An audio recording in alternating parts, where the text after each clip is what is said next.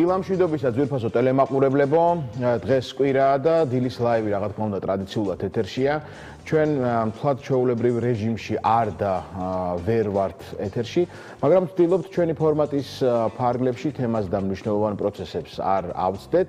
მოკლედ 2 საათის განმავლობაში ვიქნებით პირდაპირ ეთერში, მე ხატია შამუგია და ჩვენი თანაწამყვანები თქვენთან ერთად, ასე რომ გვიყურეთ საინტერესო თემებით გავაგრძელებთ ჩვენს პირდაპირ ეთერს. მოგესალმებით ძვირფასო ტელემაყურებლებო, მშვიდობიან დღეს გისურვებთ, ბაჩომ როგორც გითხრათ, მთლად ჩვენს ფორმატში არ ვართ და ვერ ვართ და ვეთანხმები ბაჩოს და დარწმუნებული ვარ გვეთანხმებით თქვენც, რომ ძალიან რთულია ახლა იმ თემებზე ვისაუბროთ, რომელიც დილის ეთერს ძალიან უხდება, დილის ეთერი ითვალისწინებს და ჩვენც ძალიან გვიყვარს. მაგრამ ვიმედოვნებთ, რომ ძალიან მალე დავუბრუნდებით ჩვეულ ამპლუას და ძალიან მალე ამ თემებითაც შემოგიერთდებით.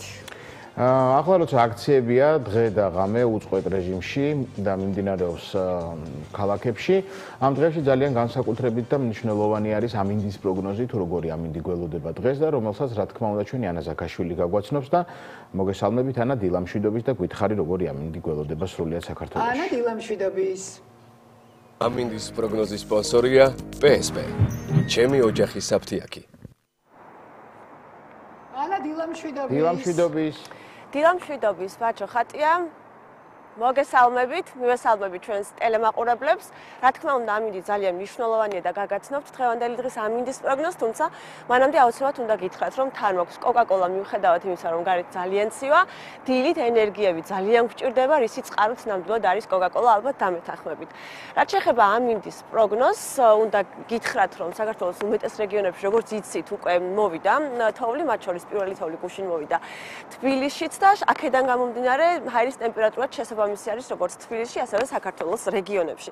დასავლეთ საქართველოში დროგაჟმუშებით ღრუბლიანობის მომატება არის მოსალოდნელი, ღამით ზოგან მოსალოდნელია მცირე თოვლი, ხოლო დღე უმეტეს რეგიონებში უნალექოდ ჩაივლის, იქროლებს აღმოსავლეთის ქარი 10-15 მეტრწამი, ზოგან ძლიერი 17-22 მეტრწამი სიჩქარით. ჰაერის ტემპერატურა დაბლობში -5-დან 0 გრადუსამდე მოიმატებს, დღისით +10-+5 გრადუსი იქნება. მთაში ღამით ჰაერის ტემპერატურა -15 გრადუსამდე დაეცემა, დღისით -1-დან +4 გრადუსამდე მოიმატებს. რაც შეეხება აღმოსავლეთ საქართველოს, აქაც დროგამუშავებით ღრუბლიანობის მომატება არის ნავარაუდები, ზოგან შესაძლებელია მცირედი თოვლი და ქარბუქი.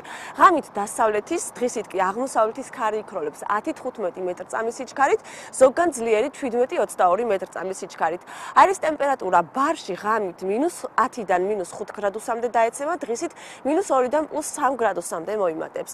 მთაში ღამით -17-დან -12 გრადუსამდე დაეცემა ჰაერის ტემპერატურა, დღისით -6, -1 გრადუსი იქნება. რაც შეეხება ქალაქების მიხედვით ამინდის პროგნოზს, დავიწყოთ სოხუმით.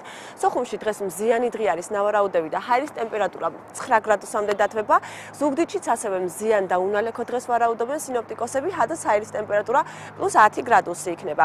ფოთში ჰაერი 9 გრადუსამდე დათვება, ოზურგეთში კი ასევე უნალექო და 8 გრადუსი ტემპერატურა არის ნავარაუდები. ქობულეთშიც დათვება დღეს 7 გრადუსი არის ჰაერის ტემპერატურა მოსალოდნელი, ბათუმში კი 10 გრადუსი და ასევე უნალექო დღეს ვარაუდობენ სინოპტიკოსები. ახალციხეში მზიანი ამინდი არის ნავარაუდები, ხოლო ჰაერის ტემპერატურა -5 გრადუსი იქნება. ქუთაისში 9 გრადუსამდე დათვება ჰაერი, მესტიაში -3 გრადუსი, თუმცა მზიან ამინდს ვარაუდობენ სინოპტიკოსები, ამბროლაურში კი ასევე 3 გრადუსი და მზიანი ამინდი არის მოსალოდნელი. ცხინვალში ჰაერი +1 გრადუსამდე დათვება, დღე აქაც უნალექოდ ჩაივლის, გორში +2 გრადუსი და მზიანი დღე არის ნავარაუდები. მოთოვს თელავში, სადაც 3 გრადუსი არის ჰაერის ტემპერატურა მოსალოდნელი, ხოლო რუსთავში 2 გრადუსი და მზიან ამინდს ვარაუდობენ სინოპტიკოსები. რაც შეეხება ჩვენს დედაქალაქს, თბილისს აქ +1 გრადუსი არის ნავარაუდები, დღე უნალექოდ ჩაივლის და მზე გამოანათებს და შესაბამისად ვეტყვი ჩვენს მაყურებელს, რომ დაგეგმოს თავისი დღე, ასეთი ამინდი გქონდა თბილისსა და საქართველოს რეგიონებში, მე დაგემშვიდობებით და წარმატებულ, მშვიდობიან და პოზიტიურ დღეს გისურვებთ. მადლობა ანა, შენც ასევე წარმატებულ, მშვიდობიან და პოზიტიურ დღეს გისურვებ. მადლობა ამინდის პროგნოზისთვის. ჩემო ბაჩო, კი არის ბევრ რეგიონში თოვლი, მაგრამ მზე გამოანათებსო და შეიძლება მზე არ იყოს ისეთი ძლიერი და ისეთი გამათბობელი, როგორც პლუსი გვაქვს. მაგრამ რო ხედავთ მზეს და რო ანათებს, უკვე რაღაცნაირად მაინც განწყობაზე მოქმედებს და განწყობა და შემართება ეხა ძალიან მნიშვნელოვანია, რა თქმა უნდა. სისუფთავე არის ის მთავარი ხაზი ჩვენს ცხოვრებაში, რომელიც უფრო სასიამოვნოს და კომფორტულს ხდის ჩვენს ყოველდღიურობას. უამრავ სარეცხს თუ სახლის დასასუფთავებელ საშუალებებს ვაწყდებით საჭიროების დროს, თუმცა განსაკუთრებული ყურადღებაა საჭირო მათი შერჩევისას, რადგან თავიდან უნდა ავიცილოთ სხვადასხვა ალერგიები თუ არასასიამოვნო შეგრძნებები. იმისთვის, რომ სახლის ხარისხიან დალაგებასთან ერთად შევინარჩუნოთ ჯანმრთელობაც, მაგო კვიტაშვილს უნდა მოусმინოთ, რადგან მან უკვე გამოსცადა და შეუძლია თავის გამოცდილება გაგვიზიაროს და ვნახოთ რა საშუალებები უნდა შევიძინოთ და როგორ უნდა ავარჩიოთ ისინი, რომ უსაფრთხო და ჯანმრთელად და სუფთად ვიყოთ.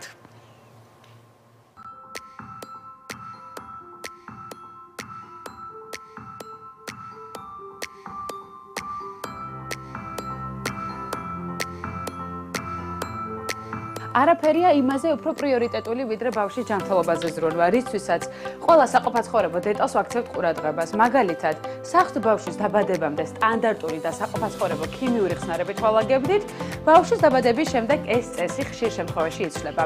რადგან ქიმიკატების შემცველი ხსნარების უმეტესობას ბავშვის და არა მარტო ბავშვის ჯანმრთელობისთვის მავნე ნივთიერებებს შეიცავს, რომელმაც შესაძლოა ალერგია გამოიწვიოს ან და ჩვენ ჯანმრთელობას ზიანი მიაყენოს. როგორ, რამდენჯერ და რითი უნდა დავასუფთავოთ ბავშვის ოთახი და მისი ნივთები. ისე რომ ბავშვი იყოს სუფთა და ამავე დროს ჯანსაღ გარემოში, ზუსტად ამაზე ვისაუბრებ დღეს ჩემს რუბრიკაში.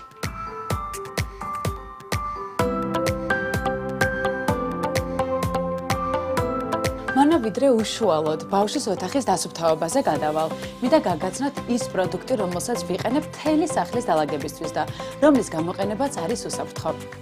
ეს არის ბევრისთვის ნაცნობი გერმანული ბრენდი ფროში, ხარისხიანი და ეკოლოგიურად სუფთა პროდუქტი, რომელიც არ შეიცავს მავნე ქიმიურ ნივთიერებებს და შესაბამისად არ აზიანებს არც ადამიანის ჯანმრთელობას და არც გარემოს. ფროში შეიცავს ისეთ ბუნებრივად აქტიურ ინგრედიენტებს, როგორიცაა სოდა, ძმარი, ლავანდა, ალოე ვერა, ლიმონი, ფორთოხალი და სხვა.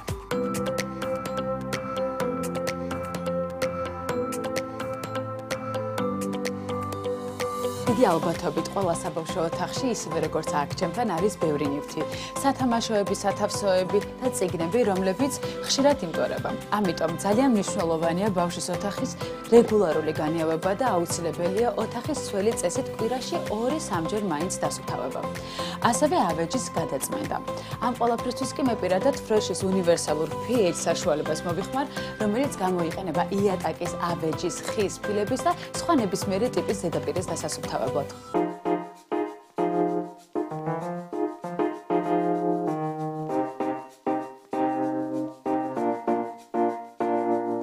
გამოყენებაც ძალიან მარტივია. გახსენით 1 თავსახური 5 ლიტრ თბილ წყალში და დაასუფთავეთ ზედაპირი. შემდეგ ჩამორეცხეთ სუფთა სველი ტილოთი. საოჯახო ჰიგიენის ეს საშუალება ნამდვილად არის იდეალური მათთვის, ვისაც ოჯახში ბავშვი ჰყავს ან შინაური ცხოველი, რადგან ჯანმრთელობისთვის 100%-ით უსაფრთხო და ეკოლოგიურად სუფთაა. ასევე გულდასმით უნდა გასუფთავდეს ადგილი, სადაც ბავშვს ტანსაცმელს ვუცვლით.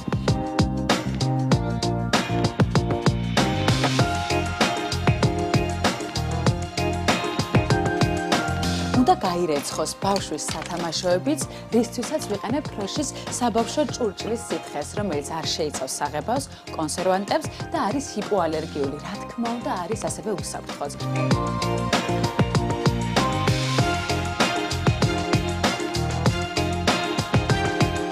ოთახში განთავსებული სარეცხი კალათების ბაქტერიების შესანიშნავი წყაროა, ამიტომ უმჯობესი იქნება მას ადგილი შევუცვალოთ და თეთრეული ბავშვის საბავშვო ტანსაცმლის სითხით გავრეცხოთ. და რაც შეეხება ხალიჩის გაწმენდას, რომელზეც ჩვენი პატარები თამაშობენ. პირველ რიგში დავამუშაოთ ხალიჩის ორივე მხარე მტვერსასრუტით. შემდეგ გავწმინდოთ სველი წესით და ამისთვისაც, რა თქმა უნდა, იდეალური და უსაფრთხოა ფროშის უნივერსალური სითხე pH-ი და ბოლოს აუცილებლად გავანიოვოთ ოთახი.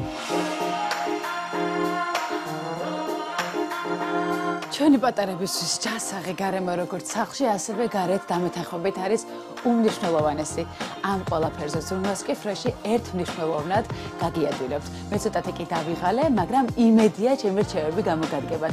მე დროებით დაგემშვიდობებით. მომავალ შეხვედრამდე.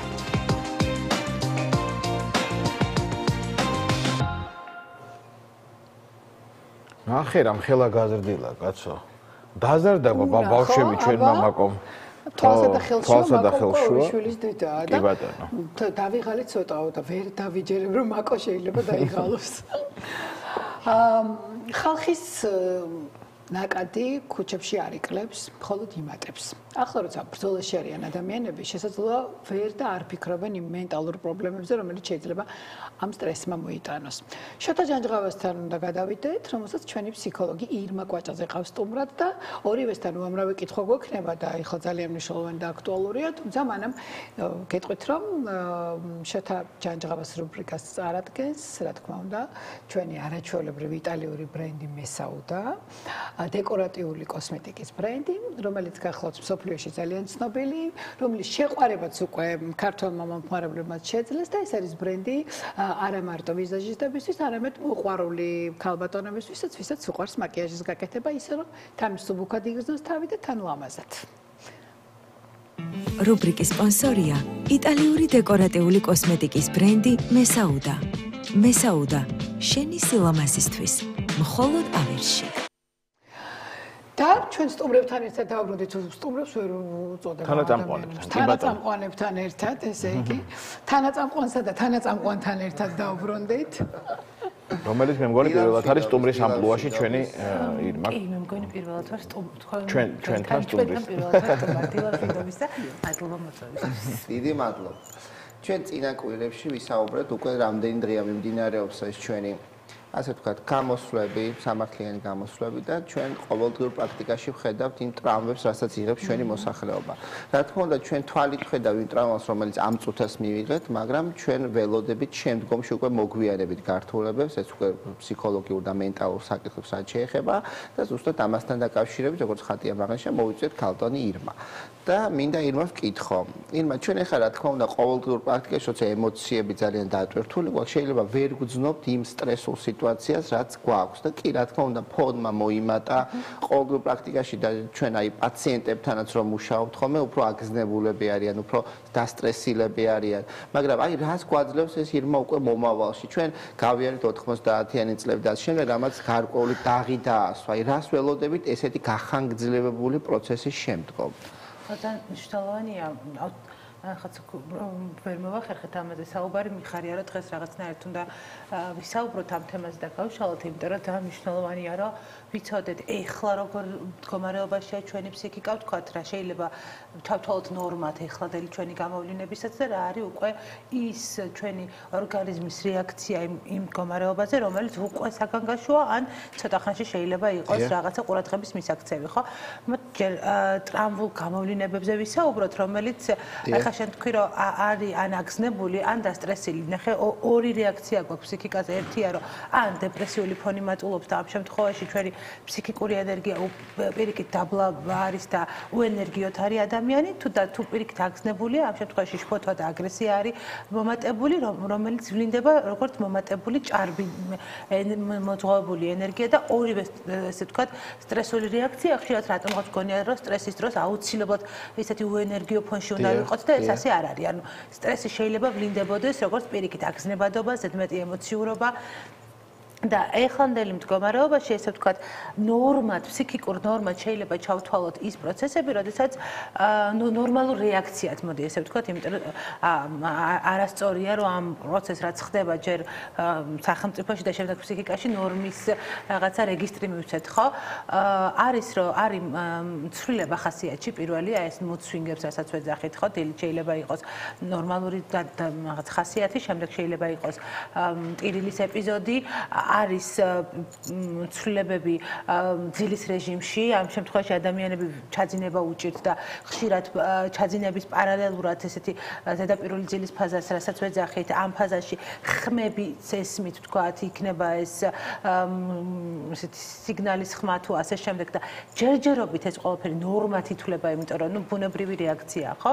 არის ცვლილებები ქცევის რეგისტრში და ესეთი აქტიური არის მაღალი ხოლმე ადამიანი უფრო არის ცვლილებები აღქმაში და კონტაქტებში, ანუ ადამიანთან კონტაქტები, რომელი ადამიანებიც ჩვენთვის იყვნენ თქვათ რაღაცა ყოველდღიურ რუტინაში კომფორტული ადამიანები, ახლა შეიძლება იზოლაციის ან პირიქით ძალიან ჰიპერ სოციალიზაციის მოთხოვნილება გქონდეს, ხო? აი ეს ცვლილებები, თუმცა ცვლილებები ნორმალურია ახლა, იმიტომ რომ ამ შემთხვევაში ფსიქიკა გადის ერთგვარ თვითრეგულაციის ფაზაში, მაგრამ თუ ის ცვლილება, რომელიც თითოეულ ადამიანს ახლა გვაქვს, არის ზედმეტად ინტენსიური გულისხმობ უჭირს მას თავისი ჩვეული საქმის შესრულება, თქვათ, პროფესიული ამოცანების ამოხსნა, ოჯახში ყოფნა, ამ შემთხვევაში აუცილებლად უნდა მიმართოს უკვე სპეციალისტ და ოღონდ სპეციალისტ გულისხმობ კრიზისული ინტერვენციის სპეციალისტ და ამის განსაკუთრებული, ესე ვთქვათ,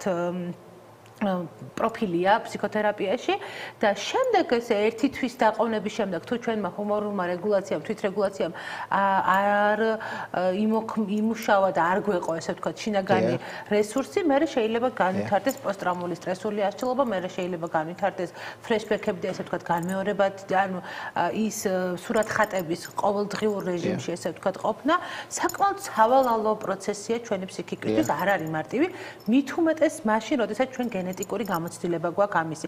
განსაკუთრებით ყველაზე მოწყვლადია ხა ძალიან ესეთი ფართო პასუხი გამომივიდა, მაგრამ ყველაზე მოწყვლადია ის ასაკობრივი კატეგორია, რომელსაც აქვს გამოცდილებაში აი ეს პროცესი, იმიტომ რომ ხო ტრაუმული გამოცდილება თავისაშუალება. ეს უნდა მეკითხა, მაგალითად ხა ჩემი თაობა ხო და კიდევ უფროსი თაობა ვიძახით სიტყვის მასალად, რომ ჩვენ ისეთები გამოგვივლია და ისეთები გამოცდილი გვაქვს და ანუ რატომღაც ამას რო ვამბობთ, მგონია რომ ამის მიღმა გულისხმობთ რომ რეზისტენტულობა, ანუ ამასაც გაუძლებთ, იმიტომ რომ გვაქვს გამოცდილება და თქო ზრუნავთ იმაზე, ვისთვისაც ეს პირველია და ანუ ჩვენზეც ვისაც ეს გამოვლილი გვაქვს აისახება.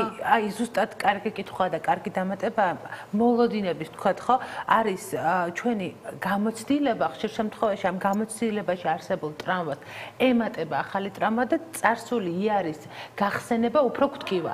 თუ გამოცდილებაში გვაქვს ტრამა, მაგრამ ეს ტრამა ეკოლოგიურად გვაქვს დაძლეული, ესე ვთქვათ, გადალახული და ჩვენ მართლა ან პოსტტრაუმული სტრესულ აშლობაში გულისხმობ, თუ არსებობს ესე ვთქვათ ჭრილობა, რომელსაც შევეხებით უფრო გვტკივა, მაგრამ თუ ეს ჭრილობა მოშუშებულია და პირიქით ამის გამკლავების ესე ვთქვათ ინსტრუმენტები კარგად გვაქვს ინტეგრირებული, კი ბატონო, ახალ თაობას შეიძლება დავეხმაროთ, მაგრამ ახალი თაობის ესე ვთქვათ გამოუცდელობა სტრესის მიმართ მათ ეხმარებათ, რომ იყვნენ უფრო ესეთი არა სიღრმისეულად, ან მათ ინფანტილიზმი, მოდი ესე ვთქვათ, ეხმარებათ სიტუაციის coping მექანიზმი, ესე ვთქვათ, დაცვითი მექანიზმი უფრო აქტიურდება, იმიტომ რომ უფრო ესეთ ზედაპირულად მსუბუქად უყურებს ეს ერთგვარად, ვიდრე ის, ვისაც, იმიტომ რომ ხო, აი ძალიან მარტივი მაგალითი რო ვთქვათ, ხო, ვისაც აქვს ფიზიკურად სროლის ხმა ახლოს გაგონილი, მას ფოიერვერკის ხმა უფრო აშინებს. იმიტომ რომ უფრო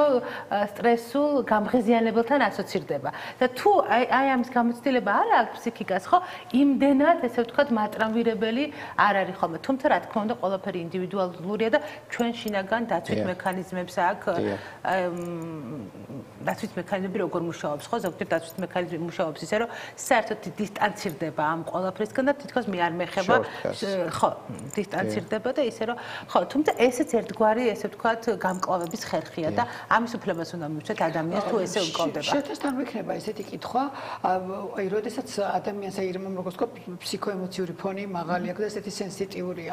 ამ დროს ხო იმუნიტეტიც ქვეითდება და ავადობაც შესაძლებელია რომ უფრო მეტად ჩვენ ამ დროს ორგანიზმში გარკვეულ გარდაქმნები მიმდინარეობს, ჩვენ ხო გვაქვს ჩვენი სტრეს ჰორმონები, რომელიც პასუხისმგებელი არიან აი ამ სტრესის მიმღებლობაზე, თქვა როგორც არის კორტიზოლი და ასე შემდეგ.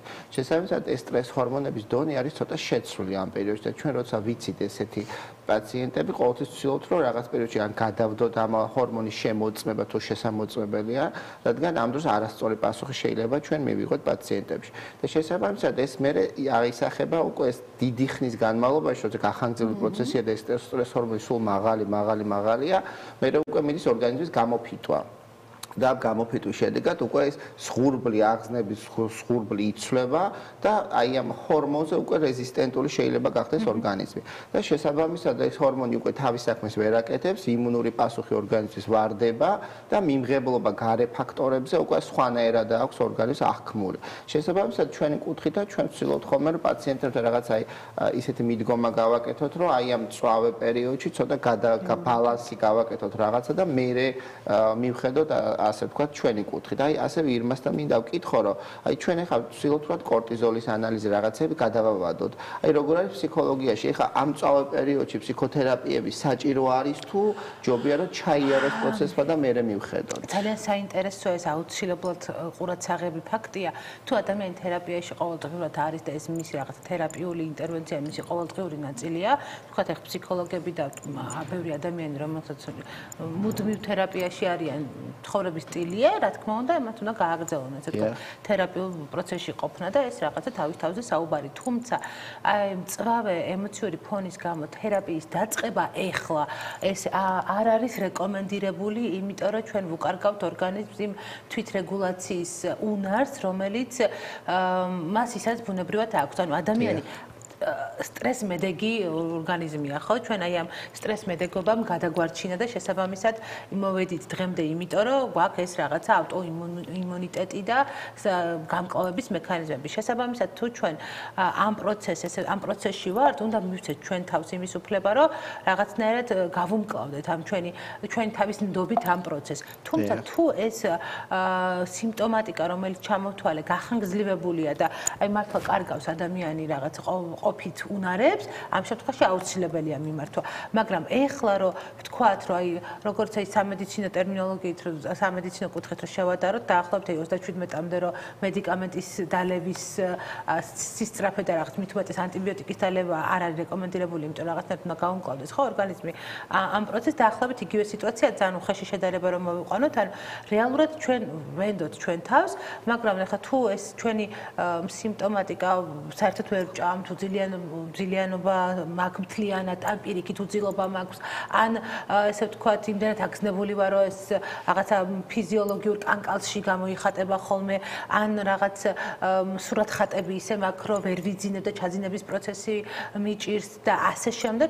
ეკრანთან ბევრი ხანი დაყოვნებაც ეხლა ხო უმეტესად თუ სახში ვარ ვსკროლობ და თუ ტელევიზორს ვუყურებ და ესეც ხო იწვევს ამ კი, აი ნახე ეს იწვევს უძილობის პირველი საწინდარი ხო არის რომ თქვა დიდი ხანი რომ კარგი ინფორმაცია ხო, თუმცა ნახე მიღებული ინფორმაციას ახლა ჩვენ საუბრობთ ფსიქოთერაპიის სერვისის მიღების ვალდებულებაზე, თუ ჩვენ ამას დავამთავრებ და მაგას გეტყვი აუცილებლად, თუ ჩვენ გადავწყვიტეთ რომ სპეციალისტს მივმართოთ, აუცილებელია რომ ანუ კრიზისული ინტერვენცია ქვია ახლა ჩვენ რაც გვჭირდება პირველ ეტაპზე და აუცილებელია რომ კონკრეტულად ამ მიმდინარეობის, ესე ვთქვათ, ფსიქოთერაპევტს ამ სერვისი მივიღოთ და არა ვთქვათ კლასიკური ფსიქოთერაპია, იმიტომ რომ აი ყველა აი როგორც სამედიცინო დარგები განსხვავდება, არის მიმდინარეობა, რომელიც პირველ უშუალოდ ესეთი სასწრაფო დახმარებას თავაზობენ ადამიანებს.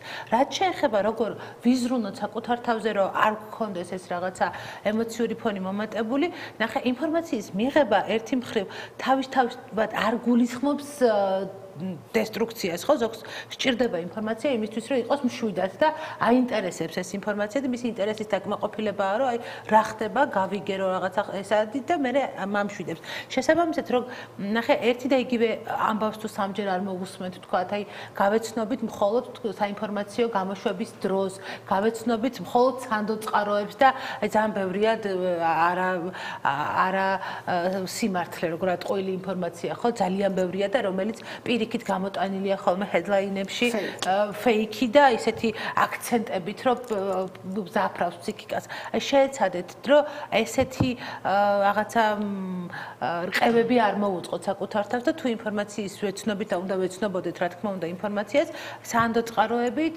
დოზირებულად და ისე, რომ ეს არ იყოს ჩვენთვის ძალიან ისეთი ვიზრუნოთ ამაზეც კი. ირმა, ასევე მინდა კითხოთ, აი მწვავე პერიოდი, როცა და აი აქციაზე, როცა ადამიანი იმყოფება რაღაც ჭყლეტა ან რაღაცა და ეწყება პანიკური შეტევა. აი ადგილობრივად როგორ შეიძლება რომ დახმარება გავუწიოთ იმ წავე პერიოდში. ხო, ეს პანიკური შეტევებით ზოგადად ძალიან ისეთი თემაა, რომელიც მოსახლეობის დიდი ნაწილს აქვს. არის ტექნიკები, ხო, მაგალითად გრაუნდინგის ტექნიკები, რომელიც ყველაზე მარტივად შეიძლება მოვიდეს ადამიანი ბალანსში და ეს არის რაღაცა ვიცი რომ პანიკური შეტევა მეწყება, ან თუ პირველი შემთხვევა და არის ის ადამიანმა ეს არის რაღაცა ჭარბი მოჭარბებული შიშის ეპიზოდი და ძალიან მნიშვნელოვანია რომ განვასხვაოთ ეს არის ირაციონალური თუ რაციონალური შიში, იმიტომ რომ ხშირად რაციონალურია ეს შიში, როდესაც რუსთაველზე ეხლა ამბინალე მოვლენების ფონზე და ახაც რაციონალური შიშის დროს ეს ჩვენი ფსიქოთერაპიული ტექნიკები სამწუხაროდ არ მუშაობს, აქ პირდაპირ გადარჩენაზე ორიენტირებულობა და ფიზიოლოგიურად უნდა გავიქცეთ იქიდან. თუმცა, როდესაც ეს არის ერთგვარი ირაციონალური აი პანიკური შეტევა, რასაც ქვია, არის პირველი რომ აი გრაუნდინგის ტექნიკა მყარად უნდა ვიგრძნოთ ჩვენი ფეხების სხეულში კონტაქტი, არის ესეთი სხეულის საზღვრების მოსაზღვრა და ჩვენ თავის ესე ვთქვათ ერთგვარი დამტყმელობითი თუ რა ესეთი პატარა დარტყმებით საკუთარ თავთან შეხება რომ რაღაცნაირად ვიგრძნოთ აი პანიკური შეტევის დროს რა არის მე ვითქვიფები იმ გარემოში სადაც ვარ მე ვერ გრძნობ საზღვარს ჩემსა და გარემოს შორის და ერთგვარი რაღაცა ესეთი უწონადობის განცდა ამ და რეალურად ეს ჩვენი საზღვრის ესე ვთქვათ მოსაზღვრა გვეხმარება საკუთარი თავის და მე ეს რაღაცა განკონტურების მოსაზღვრაში კიდევ არის ესეთი ტექნიკა რომელიც უმარტივესია და ძალიან კარგად მუშაობს აი ხუთი რამე რასაც ხედავ და ამ დროს აქტიურდება ჩვენი რაციონალური ჰემისფერო და ემოციური ფონი იკლებს როცა რაციონალურ ამოცანების ამოხსნას ვთავაზობთ საკუთარ თავს მაგალითად დავასახელოთ ხუთი რამ რასაც ახლა ვხედავთ დავასახელოთ 4 რამ რაც გვესმის 3 ადამიანი ვისაც ვიცნობთ 2 გემო რომელიც მახსენდება და 1 რამ რაც ახლა მინდა რომ გავაკეთო თან ვითვლით თქონებაში და თან აი აქ დაახლა მდგომარეობას ესე ვთქვათ ვიმყარებ ხო აი აქ დაახლა იმიტომ რომ აი შიშის დროს რა ხდება მე მეკარგება დროის ხაზზე საკუთარი თავის აღქმა სად ვარ ლოკაციურად დროშის სივრცეში ვიკარგები ამიტომ როგორც კი მე რაღაც ატყოს ამსახველი სიტყვების ერთგვარ გამეორებას და მოგონებას ვახდენ აი უკვე ბრუნდები იმ პროცესში კი ვერ გეტყვით რომ იქ სადაც დაბრუნდებით თუ ეს რუსთაველზე ხდება მთლად უსაფრთხო გარემოს აღქმის შესაძლებლობას მოგცემს მაგრამ ყოველ შემთხვევაში საკუთარ თავთან დაკავშირების ესე ვთქვათ კარგი საშუალებაა რომ მე იქიდან წავიდეთ სადაც იქ ვართ კი ირმა ასევე მინდა კითხვა აი ბავშვებთან დაკავშირებით აი ხა ძალიან ბევრი ინფორმაცია სახშიც დაზაფხულები ვართ და ასე შემდეგ ყველა მიჩერი ვართ ამ ტელევიზორს ან აქციაზეა ხალხი ესეთ შემთხვევაში აი როგორ მოვახდინოთ ჩვენი ბავშვების დაცვა და მათი ფსიქოემოციური სტატუსის დაცვა, რათა ეს ნეგატიური ინფორმაცია ან დოზირებულად მივაწოდოთ, ან საერთოდ არ მივაწოდოთ. აი როგორ გავაკეთოთ? ხო, ეს ძალიან მნიშვნელოვანი თემაა და ალბათ ამას ცალკე მთელი ბლოკი უნდა დავუთმოთ, იმიტომ რომ აქ განსხვავდება ასაკი ბავშვის, განსხვავდება ბავშვის ტემპერამენტი, ხო? ზედმეტად შემოქმედებითი თუ აი ისიც იმდენი სურათხატი აქვს წარმოდგენილი და შექმნილი, რომ საერთოდ არის რაციონალური ტიპები, ხო? აი ძალიან პირველ რიგში გავითვალისწინოთ ბავშვის ასაკი. მე რაც ისეთი მოდი ძალიან ზედაპირულ აქსიომებს ვიტყვი და მე თუ დრო გვექნება ჩავშალოთ არის ის რომ არ უნდა მოვატყუოთ.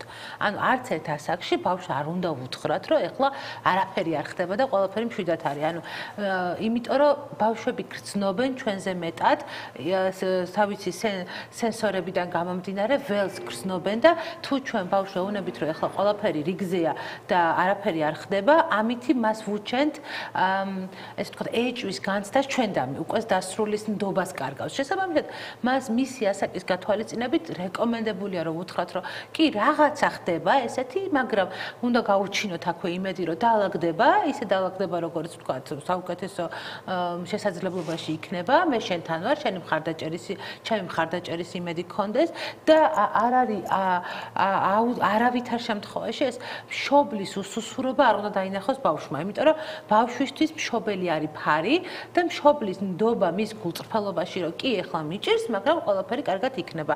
კი მე შენთან ვარ, რაღაცა არ უნდა ხდებოდეს ის რაც ხდება, მაგრამ ეს არის რავი ჩვენი ყოველდღიურობის ნაწილი. ანუ ახლა იმის გათვალისწინებით ხო პირველ რიგში რა ასაკშიც არის ვთქვათ ეს ბავშვი და არავითარ შემთხვევაში ესეთი კადრები და ძალადობრივი სიუჟეტები არ ვაჩვენოთ, იმიტომ რომ მე ისეთი შიში უვითარდება და სამყაროს მიმართ უნდობლობა, რომ მე ძალიან უჭირს თვითონ ბავშვებს ამ ყოველფრის ერთგვარად გადატანა და ვთქვათ მშობლის ხატიც ესე ვთქვათ სუწდება ამ პროცესში, იმიტომ რომ მე არის რომ მამიკო მაშინ შენ მოაგვარე, შენ უთხარი და ბავშვებისთვის მშობლები, დედები და მამები აი მთელი სამყარო არიან და უნდათ რომ ესე ვთქვათ იყვნენ ისეთე ყოვლისშემძლეები და აქ უკვე ეჯახებიან იმას რომ არ არიან ყოვლისშემძლეები და ესე ვთქვათ რაღაცა მათ დეფიციტურობის განცდასთან მოდიან კონტაქტში.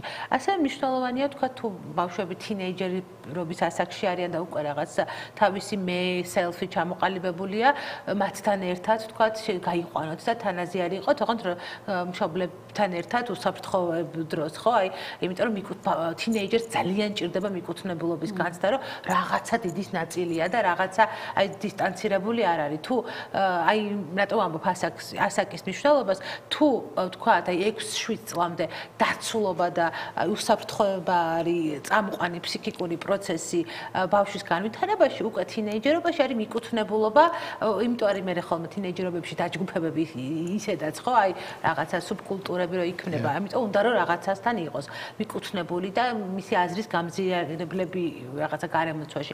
ამიტომ ნუ დავუშლით ბავშვებს, თუმცა ვიზრუნოთ რომ აი რაღაცა ისეთ დროს იყოს, ისეთ ადგილას იყოს, რომ ფიზიკური უსაფრთხოება იყოს დაცული და ეს რა თქმა უნდა ხა უნდა იყოს ყველა ვარიანტში. თუმცა აი ის რომ ეხაცნაირად მოვარიდოთ საერთოდ განსაკუთრებით აი ცოტა ესეთი მოზრდილი ბავშვი არაეკოლოგიურია, იმიტომ რომ ვუკლავთ მას თავის ესე ვთქვათ ბრაზს და არ ვაძლევთ ამ ბრაზის სუბლიმირების შესაძლებლობას და პროტესტი ხო ერთგვარი თუ პროტესტის უნარი და ძალა გვაქვს ეს ჩვენ რაღაცა მედგრობას განსაზღვრებს და ამიტომ უნდა მივცეთ მას ამის უფლება. დიდი მადლობა მინდა ირმა გითხრა, ვიცი რომ ეხლა ჩვენს 15-20 წუთში ამ ყველაფრის ამოწურვა და საუბარი ძალიან რთულია, რადგან ჩვენი ფსიქოემოციური მდგომარეობა ძალიან მრავალფეროვანია და ჩვენი ყველა ინდივიდი სხვადასხვანაირად აღვიქვამთ ამ ინფორმაციას, რაც ყოველდღიურ პრაქტიკაში ჩვენ გვაქვს. იმედია რომ ჩვენი ფსიქოემოციური სტატუსი ძალიან არ დაზიანდება და მაქსიმალურად მზად ვიქნებით ყველანაირი გას ვთქვათ მოვლენებისათვის და მე დიდი იმედი ვაქვს რომ მშვიდობით დამთავრდება ეს ყველაფერი და დროულად რაც შეიძლება და დროში ძალიან არ გახანგრძლივდება. მე ერთი კვირი დაგემშვიდობებით ირმასთან ერთად და გისურვებთ ჯანმრთელობას. ეგ ვიტყვი თუ შეგვიძლია რა თქმა უნდა თუ ვინმეს გადაუდებელი მხარდაჭერა სჭირდება, არსებობს რამოდენიმე კრიზისული ინტერვენციის ცენტრი, რომელიც უსასყიდლოდ თავაზობს ადამიანებს ფსიქოლოგიურ მხარდაჭერას და სერვისებს, თუმცა ძალიან მნიშვნელოვანია გაიგოთ სანამ ამ სერვისს მიიღებთ, იმიტომ რომ სამწუხაროდ ბევრი ეგზალტირებული ფსიქოლოგი მხარდაჭერის იმედით გამოთქვა რომ რაღაც დავეხმარები, მაგრამ მას არ უმყარებს. ამიტომ ძალიან მნიშვნელოვანია რომ ნახოთ კრიზისული ინტერვენციის ცენტრები, რომლებიც აქამდე ძალიან პროფილით მუშაობდნენ და დღესაც არიან ძალიან ბევრია საბედნიეროდ, რამოდენიმე არ დავასახელებ, რომელიმე არ გამომჩეს, თუმცა მიხვდებით აუცილებლად, რომელი ცენტრები მუშაობდნენ აქამდე ამ მიმართულებით და ეხლაც აქტიურად არის ჩვენი მოსახლეობის მხარდასაჭერად ძალიან მიხარია. დიდი მადლობა ჩემ კოლეგებს, იმიტომ რომ რაღაცა ერთგუნდათ არიან ეხლა შეკრული. ჩვენც მხარდაჭერა გვჭირდება, მაგრამ მაინც ხო, ამიტომ კი. მადლობა. დიდი მადლობა შოთა, დიდი მადლობა ირმა და დიდი მადლობა თქვენ ექიმებს, ფსიქოლოგებს და ყველა პროფესიის ადამიანებს, ვინც ახლა ასე გაერთიანებულები არიან და ექიმები მართლაც შეუძლებელს აკეთებენ. ჟურნალისტებთან ერთად თან სხვის სიცოცხლის გადასარჩენად იბრძვიან, თან საკუთარ თავზე დაზიანებებს იღებენ და მოკლედ ჩვენი მხარდაჭერა ყველას, ვისაც ახლა მხარდაჭერა და შემართება ჭირდება. რეკლამაზე უნდა გავიდეთ, მეგობრებო. დიდი მადლობა კიდევ ერთხელ შოთა ირმა. მე და ხატია დაგიბრუნდებით რეკლამის შემდეგ, თქვენ არ გადართოთ, დაგველოდეთ რეკლამა მალე გაივლის.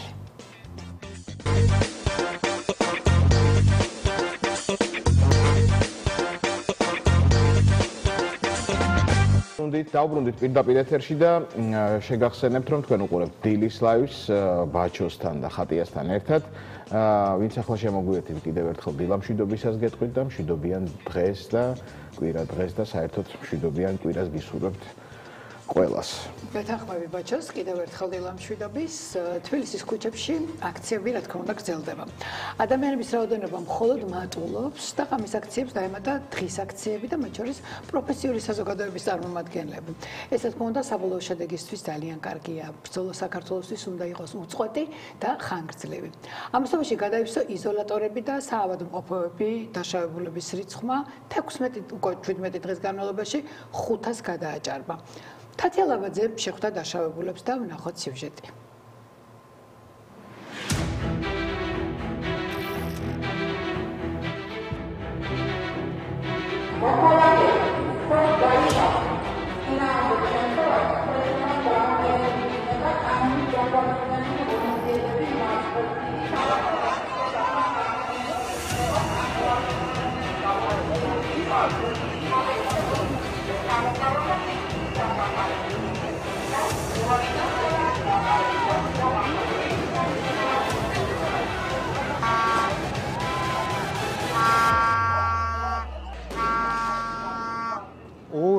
დეკემბერს მოხდა ისე, რომ იმ დღეს ადრე დაიწყო დარბევა. რაღაცა ჯგუფი გამოიყო სპეცნაზის და დაიწყო ნადირობა ადამიანებზე, შეთრევა შიგნით კორდონის მიღმა. ერთ-ერთი პირველი არა და მეორე თუ მესამე ვიყავი, ვინც შემათრიეს შიგნით, შემომეხულნენ ასე ვთქვათ კორდონი, შიგნით ხდებოდა ჩემი ცემა და ეს მთელი ეს პროცესები. ლანძღვა და თან პარალელურად ხდებოდა ჩემი პირდაპირ გზით დაყაჩაღება, იმიტომ რომ ჯიბეებიდან იღებდნენ ყველაფერს. იქვე იყო მიკროავტობუსი, სადაც გააღეს კარი და შემაგდეს შიგნით. სპეცნაზის წარმომადგენლები უკვე შემოდიოდნენ და იწყებოდა ასე ვთქვათ რეიდები შეურაცხყოფების. თან გლანძღავდნენ, თან გვცემდნენ და თან გვეუბნებოდნენ, რომ კიდე მოხვალ აქციებზე, კიდე მოხვალ. ვეცადე რომ ჩემი შინაგანი ბალანსის დაცვის მიზნით დამეწყო ლოცვა. ლოცვა როდესაც დავიწყე, ერთ-ერთი სპეცნაზელი ვერ მიხვდა, რას ვაკეთებდი, როცა მიმაყურადა და მიხვდა ლოცულობდი, დაიწყო ორმაგად გამეტებით ცემა, რომ და მიყვი რომ და იქ შველის, ეხლა ეს შენლეს ლოცვა და იგი შველა ამ ლოცვამ გადაგარჩინა და ნუ აგრძელებდა ამ შეურაცხყოფებს, ფიზიკურს და სიტყვიერ შეურაცხყოფებს. გარდა სახის არეში ერთმისა, ფერდში მირტყამდნენ და ერთ-ერთი ცემის დროს ძალიან ძლიერად მომხდა ფერდში, რის გამოც დამეწყო სპაზმი და გამიჭირდა სუნთქვა. რაღაცა ეტაპის მერე ერთმანეთს გადაულაპარაკეს, რომ ამას თავში აღარ დაარტყათო, ხო იცი ის არ გვინდაო, ალბათ ის შეიგულისხმებოდა რომ სხერპლი არ გვინდაო, საკმარისად მომხდა იმისთვის, რომ ტვინის შერყევა მიმეყო. პირველივე საღამოს, როცა დაიწყო სპონტანური პროტესტი, ხალხი გამოვიდა ქუჩებში და შეიკრიბა ბოლოს პარლამენტთან. მეც იქ მუშაობდი, როგორც ძირითადად როგორც ფოტორეპორტიორი, ვიღებდი ფოტოებს, მქონდა ორი კამერა, პრესკარტი, მქონდა ჩაფხუტი, უკვე გაიწინაღი, იმიტომ რომ ვიცოდით რომ რაღაცა სპეცრაზ მიკრიბებოდა. მაგრამ ჯერჯერობით იმ მომენტში იყო და პირველი საათები და პარლამენტის ზუსტად კუთხეში ვიდექი ჭიჭინაძის ქუჩაზე, პოლიციის რაღაცა ჯგუფი უცებ ზეუნეს გამოიქცა ჩვენ მიმართულებით და რაღაცა დაიწყეს ჩვენი გაყრა გამოყრა. აქეთ რომ თითქოს ჩვენს უკან რაღაც ერთი ბიჭი უნდა დაეკავებინათ, რომელიც უბრალოდ იდგა. არ ვიცი მის დამიმართული იყო თუ უბრალოდ იქ იმ მომენტში თითქოს ვეღარც აზროვნებდნენ, მაგრამ ამტყდნენ აი ესე უკნიდან და შემათრიეს პოლიციის რიგებში.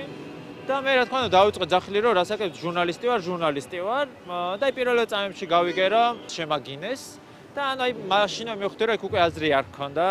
ძირთად სახის არეში მირტყავდნენ ხელებს, მუშტებს, მე რამდენჯერმე დავეცი, მირტყავდნენ ფეხებსაც, დავკარგე ცოტა ხნით გონებაც. მე უკვე რაღაცა გამათრიეს და რაღაცა ცემის კორიდორში გამატარეს, სადაც აი ესე ყველა ცდილობდა რომ დაერტყა ძალიან დიდი мотивაციით რა და რაღაცა უკანიდან, უკანა რიგებიდანაც კი ცდილობდნენ რომ გადმოცვარიყვნენ და ჩაერტყათ თავში. თითქოს ზარებს რეკნენ ჩემს თავში, აი ესეთი შეგრძნება მახსოვს და სისხლი მდიოდა, ვერ მიჩერდებოდა.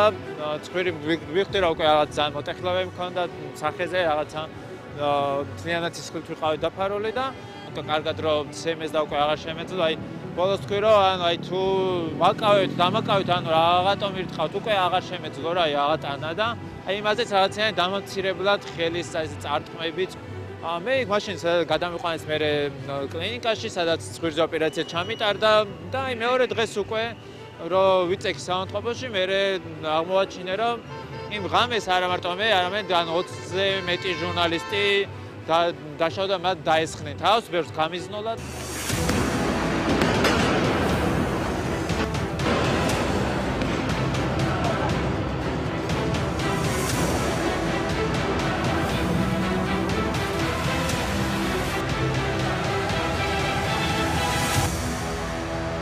წინააღმდეგობას არანაირს არ უწევდი, არც რაიმე აქტივობაში ვიღებდი მონაწილეობას, უბრალოდ რატომღაც იმ მომენტში მოხვდი კაფსულებში და ამ გაზის ნისლში, ასე ვთქვათ. რის შედეგადაც მოხდა ჩემი დაკავება, როგორც კი კორდონს გავცდით, რობოკოპების კორდონს, შემაგდეს ფურგონში, ასე ვთქვათ, და დაიწყეს ჩემი ფიზიკური ანგარიშსწორება. დაახლოებით 9 საათის განმავლობაში, 20 წუთის განმავლობაში საშუალოდ ალბათ 20-მდე ადამიანი ფიზიკურად გამისწორდა რა. იყო მუქარები იარაღით, იყო მუქარა გაზის კაფსულით, რომ შემოაგდებდნენ ამ გაზის კაფსულას. დარტყმა მოდიოდა ძირითადად თავის ზურგის არეში, აი გაუჩერებლად. გაუკვირდათ როგორ არაფერი არ მომდიოდა, არა და მეც მიკვირს, რას ვქი არაფერი არ მომდიოდა, როცა სისხლიანი მაქვს მთელი თავი.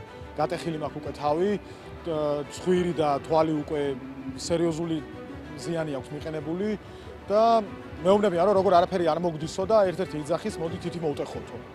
9 საათის შემდეგ გადამიყვანეს მანქანიდან სრულიად ფეხში შველი, ანუ წვიმაში და მითხრეს რომ პატრულის მანქანაში უნდა გადავეყვანე რა.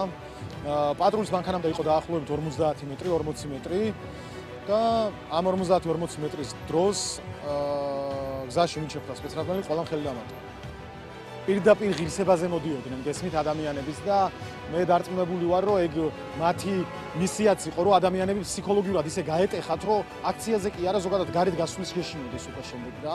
ეს არის უსამართლობა რა ჩვენთან ხდება რა. ეს არანაირ სამართალში არ ჩდება გესმით. ეხლა არის გაუტეხლობის ეტაპი. ეხლა არის უშიშრობის ეტაპი და ჩემი აზრით ერთობის დრო ეხა უფრო არის ვიდრე აქამდე ოდესმე ყოფილა რა.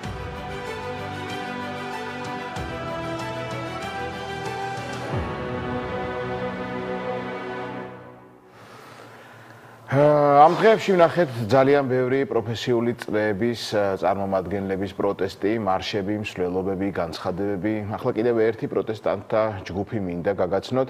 ეს გახლავთ არც მეტი, არც ნაკლები ბარსას და რეალის გულშემატკივართა კლუბები.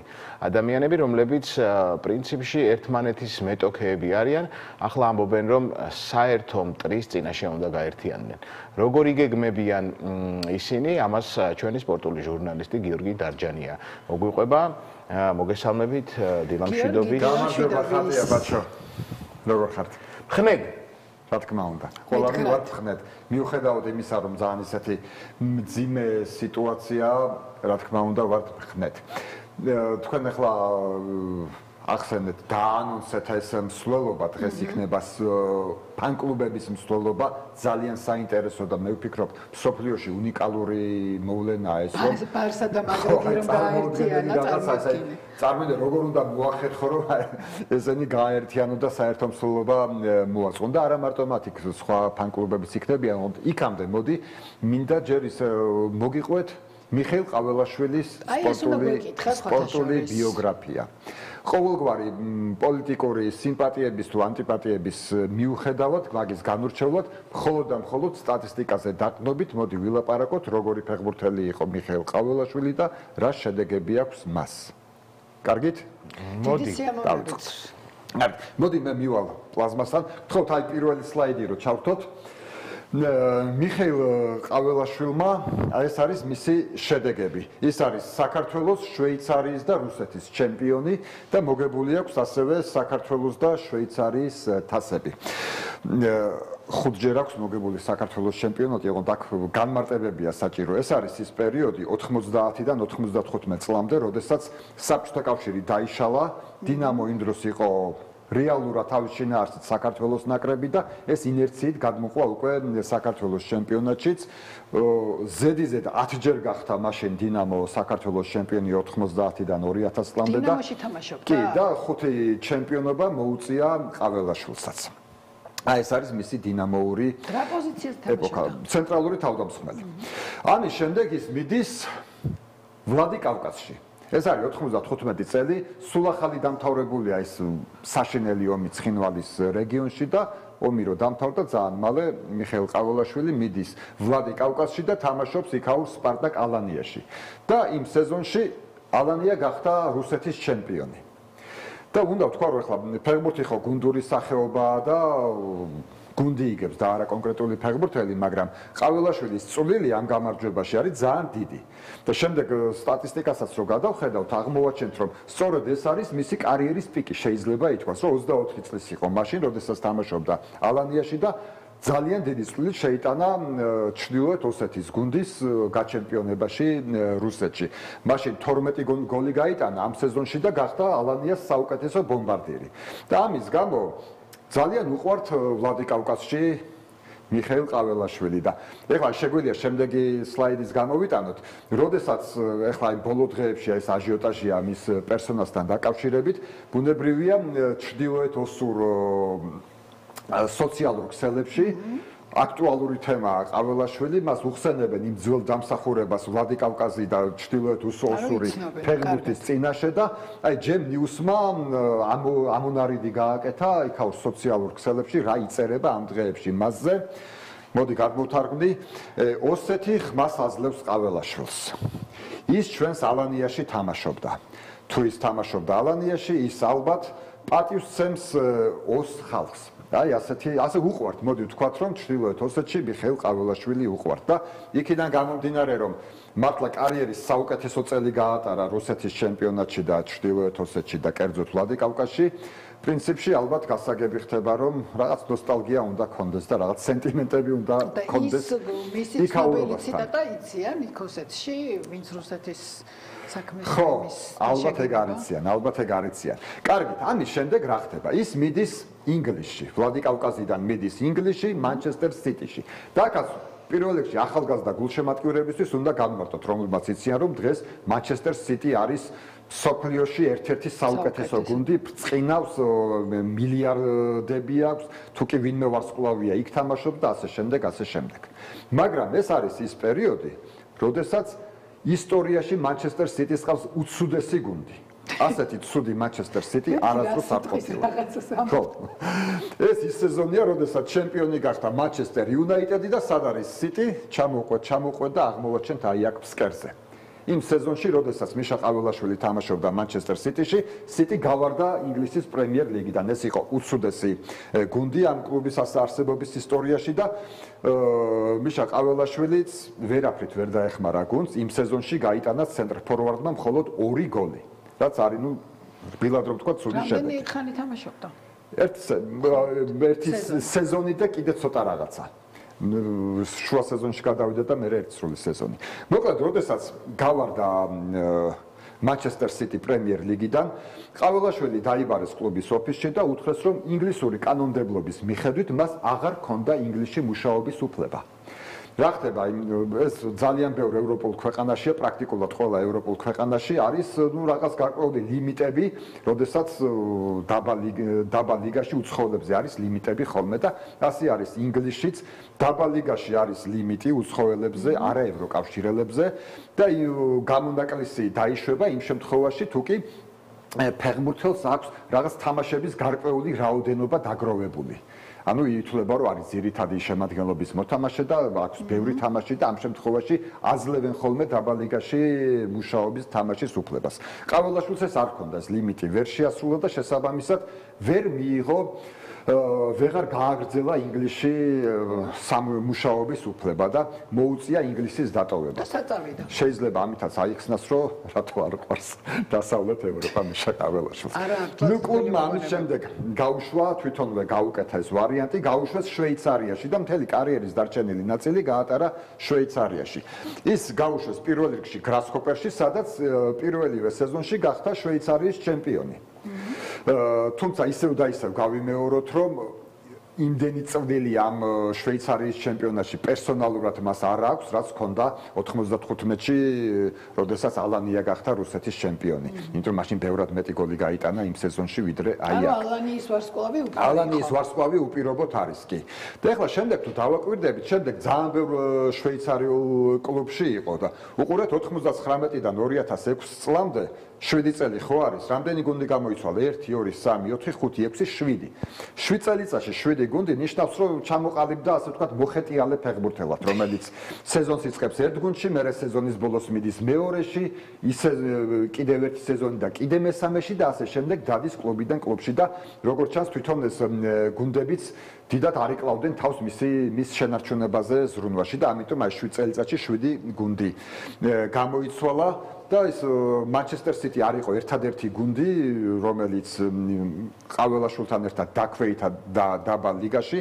მეორე ასეთი გუნდი იყო ლუცერნი 2002-2003 წლებში თამაშობდა ყაველაშვილი ლუცერნში და იმ სეზონშიც ყაველაშვილი ლუცერნი შვეიცარიული სუპერლიგიდან გავარდა დაბალ ლიგაში. ერთი პირობა დაბრუნდა კიდევაც ვლადიკავკაზში, ალანიაში, თუმცა ისე და გოლი ვეღარ გაიტანა უკვე ერთი სიტყვით და შემდეგ უკვე მალევე დაასრულა თავისი კარიერა და აღმოჩნდა რომ აი სწორედ ეს იყო აი ამ ხელა კარიერის განმავლობაში აი ეს იყო მისი კარიერის პიკი. და მოდი ვთქვათ საქართველოს ნაკრებზეც მიშა ყაველაშვილს 9 გოლი აქვს გატანილი საქართველოს ნაკრებში და ამ 9 გოლიდან 8 გატანილი აქვს ამხანაგურ მატჩებში. და მხოლოდ 1 გოლი აქვს გატანილი საქართველოს ნაკრების ოფიციალურ შეხვედრაში, ეს იყო ლატვიასთან. და კიდევ ერთი საკითხი, სპორტული მხარე ეს იყო და ამ დღეებში ახლა და გუშინაც ჩვენ ვიცით რომ მას აქვს ლეგიტიმაციის პრობლემა. და გუშინვე დაისვა კითხვა რომ აი სად შეიძლება აღიარონ და სად შეიძლება წავიდეს მიხეილ ყაველაშვილი ოფიციალური ვიზიტით და ვის შეხვდეს ვის ჩამოართვას ხელი რომელ ქვეყანაში წავიდეს და ამასთან დაკავშირებით შემოხვდა ესეთი რუსულ პრესაში ინტერვიუ, ეს არის ინტერვიუ არის ასეთი ფეხბურთელი ბახვა თედეევი, რომელიც ამ წუთას არის ვლადიკავკაზის ალანიას გენერალური დირექტორი. და კითხვა დაუსვეს, რომ მიშა ყაველაშვილზე კითხეს, რომ ბოლოს როდის შეხვდიო და ურთიერთეო მიშა ყაველაშვილსო და ასეთ საინტერესო რაღაცას ამბობს. ხო, ვასოს 95-ში გახდა ალანია რუსეთის ჩემპიონი, ანუ სულ მალე 2025 მოდის და არის 30 წლის თავი ალანიას იმ ისტორიული ჩემპიონობიდან და ვლადიკავკაზში აპირებენ რომ ეს თარიღი ისე ზარზეიმით პომპეზურად აღნიშნონ. და სწორედ ბახვა თედეევი ამბობს რომ აი 30 წლის ღონისძიება რო გვექნებაო აპირებენ მიშა ყაველაშვილის მიწვევას და არ გაგვიკვირდეს რომ სწორედ ვლადიკავკაზში შედგეს მისი პირველი ვიზიტი. როგორც ვეტერანი ფეხბურთელის რანგში ამჯერად და საწავა პრეზიდენტის რანგში ის დანიშნული პრეზიდენტის რანგში ვიზიტად ეს არ ვიცი. მოკლედ აი ეს იყო რაც მინდოდა მეთქვა მიხეილ ყაველაშვილზე. ეხლა დავждები და გადავიდეთ მოდი ისევ იმ თავარ თემაზე რაც თქვენ დაანონსეთ. ეს არის დღევანდელი მსვლელობა გულშემატკივრების ფანების წარმოიდგინეთ აი ასეთი ბანერი გაჩნდა გუშინ ქართულ სოციალურ საერთოდ არსებობს მსოფლიოში ასეთი ბანერი მე მგონი არ არსებობს და ყოველ შემთხვევაში მოდი ეს კითხვა დაუსვათ ჩვენს სტუმარს აი ამ ღონისძიების ერთ-ერთ ორგანიზატორს თორნიკე რაზმაძეს მინდა მოვიწვიო ის ახლა ჩვენთან სტუდიაში დილამშვიდობის მოგესალმებით გამარჯობა დავზანდი თორნიკე და მოგვიყევი რა ხდება ახლა აი საოცარი კადრია რეალის და ბარსელონას კაპიტნები ხელგადახვეულები ესეთი ფოტოა და ამ ფოტოზე არის ქართველი ფანების მსვლელობა მოგვიყევი რა იგეგმება დღეს მოგესალმებით პირველ რიგში და დიდი მადლობით უნდა დავიწყო მეც ჟურნალისტების მისამართით და მთლიანად მედიის მისამართით რომელიც ამ თელ საპროტესტო ღონისძიებებში და აქტივობებში არის უმნიშვნელოვანესი როლის მატარებელი, რომ იმ ადამიანებმაც კი, ვინც ჯერ კიდევ ვერ გაიგო კარგად რაღაცები, გაიგოს ასე თუ ისე და მადლობა განსაკუთრებით გიორგის, რომ ამ თემით დაინტერესდით. ეს არის ერთგვარი სიმბოლური აქტი, მოდი ასე ვთქვათ, იქიდან გამომდინარე, რომ ჯერ კიდევ არსებობენ საქართველოში სამწუხაროდ ადამიანები, ვინც ჩვენი ქრისტიანული მიმტევებლური ფასეულობების მიუხედავად ვიღაცებს რაღაცებს ვერ პატიობენ წარსულიდან და ამბობენ რომ ვიღაცის გვერდით არ დადგებიან და ჩვენ გვინდოდა ამ ფორმით გვეჩვენებინა რომ არათუ ვინმე პუიოლი და რაულია ხო არათუ ვინმე ეს გვერდით არ დავდგებით თუ ჩვენს პლანეტაზე შეიძლება არსებობდეს ორი ყველაზე მეტად დაპირისპირებული პოლუსი ერთმანეთთან ეს არის ბარსელონა და რეალი ნაწილობრივ იუმორით, მაგრამ ალბათ იუმორის გარეშეც ეს ნამდვილად ასეა. შენ ბარსელონა ხარ, ხო? ხო, მე ბარსელონას გულშემატკივარიო, რა თქმა უნდა და ჩემმა მეგობრებმა ეს რო გაიგეს, თავი და ხუბრობა ეგორათ, იმიტომ რომ შენ ხოცების გვერდით უფრო დადგებიო, გვეგონაო ვიდრე რეალის ფანების გვერდითო, მაგრამ საბოლოოდ რა თქმა უნდა, ანუ ყველაზე მნიშვნელოვანი ის არის, რომ როგორც კი ეს იდეა გაჩნდა, მაშინვე დავპოსტე, რომ აბა მადრიდის რეალის ფანებს ვიმართავთ და იქიდანაც იმხელა ეს წამოვიდა სიხარული ამ ფაქტზე, რომ გაკვირვებულიც კი დავში, თავიდან ცოტა მეშინოდა არ მითხარ, რომ ხა შენ რას მაიმუნობ და ასე შემდეგ, მაგრამ არა. აბსოლუტურად იქიდან გამომდინარე, ხა სერიოზულად რო ვთქვათ, იმდენად სერიოზულად არის საქმე და აი ამ გადაცემის ამ ნაწილის წინაც რო ვიდექი კულისებში ისეთი სიუჟეტი გავიდა თუ ვიდეო რგოლი სადაც ადამიანები ისეთ ტრაგიკულ ისტორიებს ყვებიან რომ რა ბარსელონას და რა რეალზე არის საუბარი და საერთოდ რა ყველა ადამიანი რა თქმა უნდა ვართ გაერთიანებული და ვცდილობთ რომ აი რაღაცა პატარა გაერთიანებები ხო ვიღაცები გუშინ წერდნენ მეგრელების შეკრებაც ხო გავაკეთოთ მე დავპლუსდი სხვათა ხო და ხო ეს ხა ამას დარწმუნებული ვარ პროპაგანდა უკვე იყენებს და ალბათ ეხა შეიძლება დღევანდელ გადაცემაზე თქვან რომ აი ქართულ გუნდების გულშემატკივრობის ნაცვლად აი უცხოელებს არა და ჩვენ პირველ რიგში ვართ საქართველოს ნაკრების გულშემატკივრები რა თქმა უნდა იქ ვინც ვართ ყველა და ასევე მინდა მიმართოთ თქვენს მაყურებელს რომ ეს სიმბოლურად კი არის ბარსელონას და რეალის ფანების შეკრება მაგრამ ყველა ქართველ სპორტის გულშემატკივარს ვიწევთ და სიხარულით შევეგებებით რა თქმა უნდა ფილარმონიასთან ვიკრიბებით 4 საათზე და შემდეგ ვცდილობთ დავიძრებით რუსთაველზე ქართულ სპორტსმენებზე რა სიტყვის სპორტსმენების გამოხმაურებებზე აი აუცილებლად მინდოდა მაგაზე მეთქვა მაგრამ აი ეს კადრი გვაქვს ხო უკან კიდევ აი პროპაგანდა რახან ვახსენე აი დროას ამ კადრზე იცი რა დაწერა ვიღაცა აი გინდა თუ ევროპაში ხელი ხელგადაფეული კაცები რო დადეო პუიოლზე და რა ხო აი ნუ ესეთი რეალობა გვაქვს ხო რაც შეეხება ქართულ სპორტსმენებს და ზოგადად ქართულ სპორტს ჩვენ ამ დღეების განმავლობაში ვნახეთ რომ ყველა ტიპის პროფესიული თუ თემატური გაერთიანება მოხდა და მსვლელობა ადამიანების და ეს იყო განსაკუთრებით ნიშანდობლივი იქიდან გამომდინარე რომ ეს ხელისუფლება ამ 12 წლის განმავლობაში ცდილობდა რომ ყველა სფეროს დაექვემდებარებინა აი ბაჩოს კარგად ემახსოვრება და ყველას კარგად გახსოვს რომ თეა წულუკიანი მაგალითად კულტურის მინისტრად დანიშნეს რომ იქ სადავე კარგად ამოედო კულტურის სფეროსთვის სპორტზე ხო საერთოდ საუბარი აღარ არის ხო სპორტი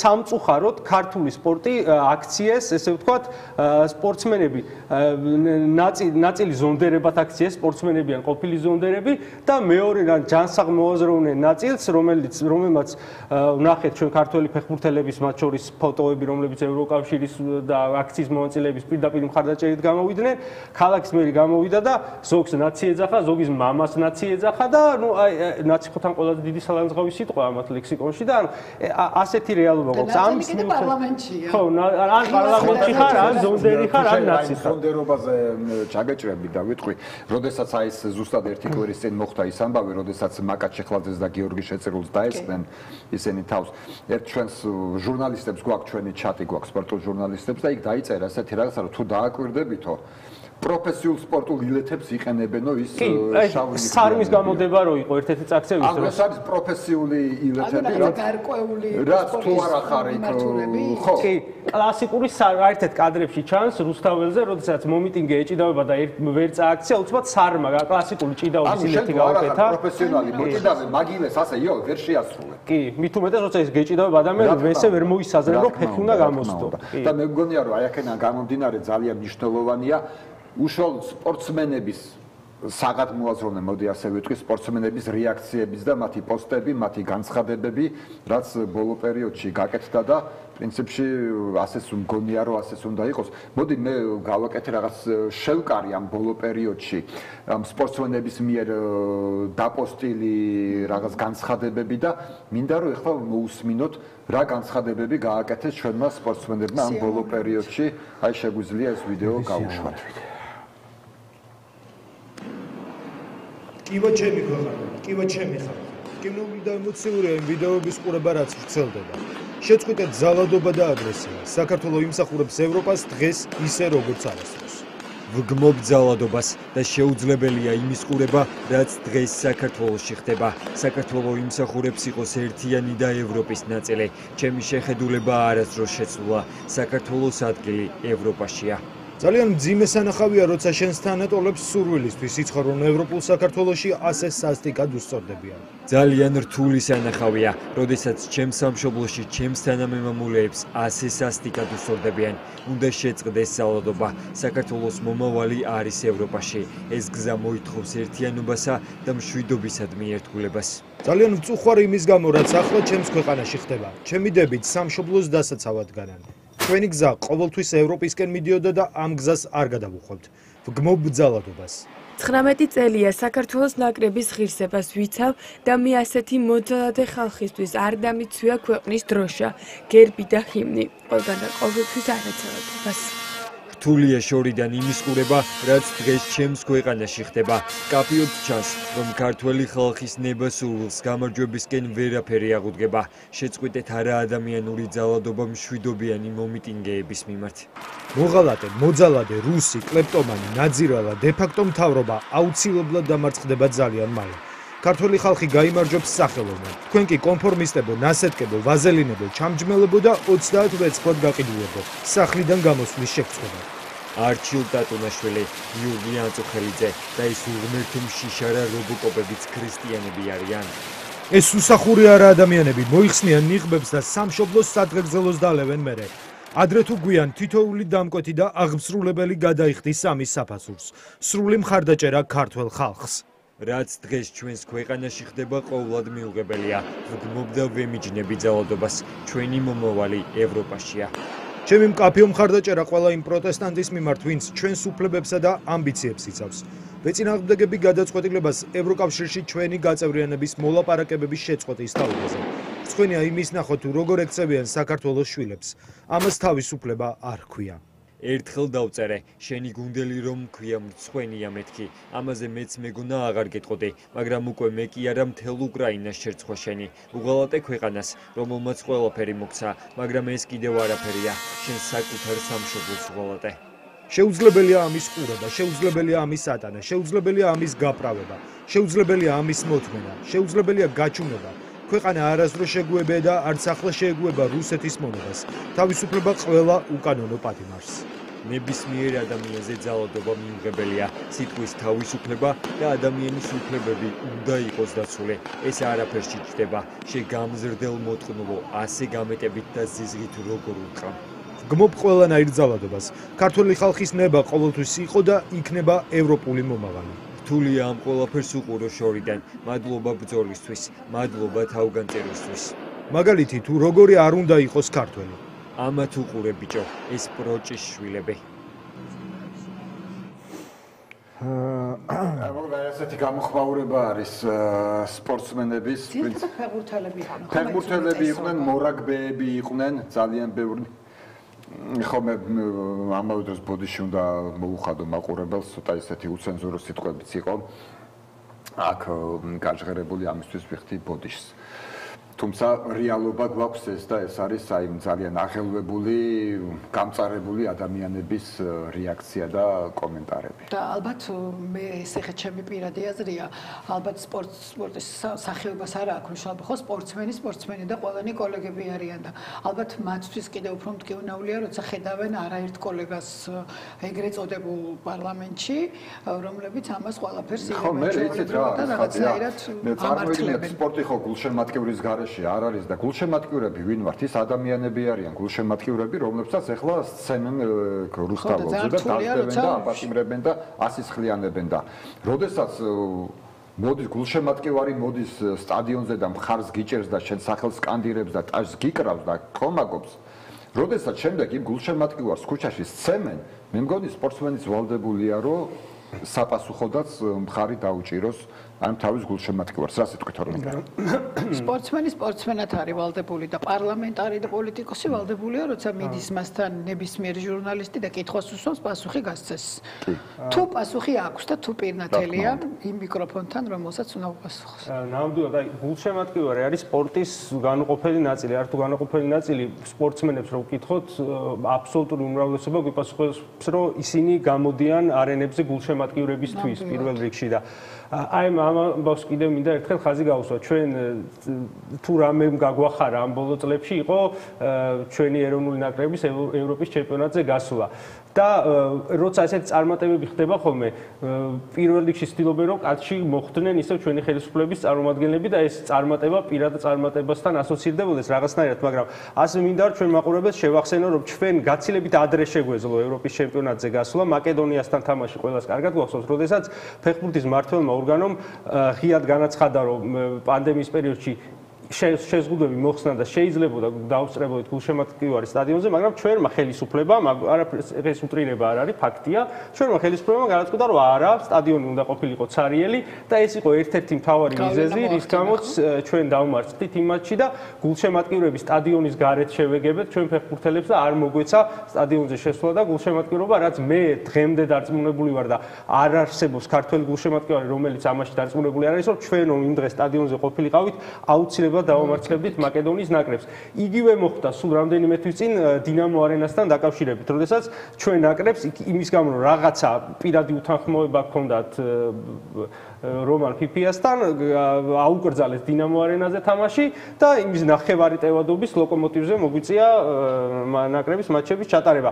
ანუ ეს ადამიანები როცა თავიანთი პირადი ინტერესია რაღაცაში არ დაგიდებენ არც სპორტს, არც ქვეყნის ინტერესებს, უკვე ხედავთ ხომ მე სხვა რაღაცებშიც გამოსდა, მაშინ ვიძახდი მე რომ ეს არის ჩვეულებრივი ღალატი საკუთარი ქვეყნის, როდესაც ჩვენ პირად პოლიტიკურ და პიროვნულ რაღაცა შულს აზოგადებ ამ სფეროზე თქო და აი ეს არის კიდე ერთ-ერთი კლასიკური მაგალითი. მაყურებელს პირველ რიგში გულშემატკივარს რომელ საათზე და სად ვიკრიბებით? დღეს 4 საათზე ვიკრიბებით ფილარმონიასთან გულშემატკივრები, ფორმალურად ბარსელონას და რეალის გულშემატკივრები, მაგრამ ველოდებით აბსოლუტურად ყველა გულშემატკივარს, ზოგადად სპორტის გულშემატკივრებს, რაღაცნაირად აი ამ კუთხითაც გვინდა რომ გავერთიანდეთ იქიდან გამომდინარე, რომ ყველა საზოგადოებრივმა ჯგუფმა თავისი წვლილი შეიტანა ამ პროტესტში. შეიძლება ისედაც ვიდექით იქაც აქამდე, მაგრამ აი დღეს კიდევ ერთხელ ამ პროტესტს დავდგებით. ანუ მე ჩელსის მაისურით რომ მოვიდე, მივიღებ. აუცილებლად ჩელსის მაისურითაც მივიღებ და მეგრელების აქციის დანონსებას ველოდებით თქვენგან მე მგონი. მე უკვე დაუპლიუსდი, ბაჩოც დაპლიუსდა და მეგრელების აქციაშიც მივიღებთ მონაწილეობას და ერთი ბოლო კითხვა მექნება. თუ არსებობს მართლა სოფლიო ისტორიაში ფეხბურთის რონალდოს და მესის ფოტო? აი ერთად რო დგანან ხელგადახურებები სხვათა შორის ეს ასეთი ტიპის არ არსებობს, თუმცა რამდენიმე კერძო კომპანიამ რომელთანაც კონტრაქტები აქვთ ლუი ვიტონს ჰქონდა თუ არ ვცდები ბოლოს რაღაცა ესეთი პოსტერი გააკეთეს ჭადრაკს თამაშობენ ვითომ ერთად ოღონდ ისიც ჩემი ჯუდი ბელინგემია ლუი ვიტონის ოღონდ მოიგონდა მეთქო ოღონდ ესეც მონტაჟი იყო რეალურად ერთად არ დასხდნენ და ცალ-ცალკე გადაუღეს ფოტოები და მე ფოტოშოპით დასვეს ესეთ და ზოგადად ხო ანუ მართლა უნიკალური რამეა ეს იმიტომ რომ იმდენად არ უყვარს ამ ორ ბანაკს ერთმანეთი რომ გვახსოვს ჩვენ ღორისთავის სროლის ფაქტი ფიგურო გადავიდა ბარსელონა და რეალში როგორ შემოწმება ღორისთავის როლეს და ზოგადად იმდენად ვერ იტანენ ერთმანეთს რომ თითზე ჩამოსათვლელი შემთხვევებია როდესაც ერთმანეთს აფასებენ ან ერთმანეთის ფეხბურთელებს აფასებენ გონი ლუის ენრიკე იყო ეგეთი რომ ლუის ენრიკე პირიქით გადმოვიდა ხო და მან იმას ვამ რომ დიდი განსაკუთრებული აგრესია მაქსულს რო არ ყოფილა ერთი იყო ინიესტა ასეთი რომელმაც ესპანეთის ნაკრებს მოაგებინა სოფლიო ჩემპიონატი და აქედან გამომდინარე დაფასებულია დღემდე მადრიდშიც და იყო რონალდინიოს შემთხვევა რომელმაც ისეთი პერფორმანსი მოაწყო ბერნაბეუზე რომ ტაში დაუკრა ბერნაბეუმ და აი ეს თითზე ჩამოსათვლელი შემთხვევებია რომლებიც ისტორიაში დარჩა და ჩვენი ეს შეკრებაც ერთ-ერთი ისტორიული იქნება როგორც მინიმუმ ჩვენი ქართული რეალობიდან გამომდინარე. ქვეყანა ეხლა იმდენად მოვლენების ეპიცენტრია და იმდენად ყველა მთელი მსოფლიო გვიყურებს, რომ თვითონ ეს ადგილობრივი ანდალუზიელები თუ კატალონიელი გულშემატკივრები ვინც არიან, მათთვისაც ეს იქნება ძალიან დიდი სიურპრიზი და ძალიან სასიამოვნო ჟესტიც სხვა კუთხითაც. გაიგებენ ალბათ და იმედია გაგვიგებენ ჩვენი კატალონიელი მეგობრები და კასტილიელი მეგობრები, ხო.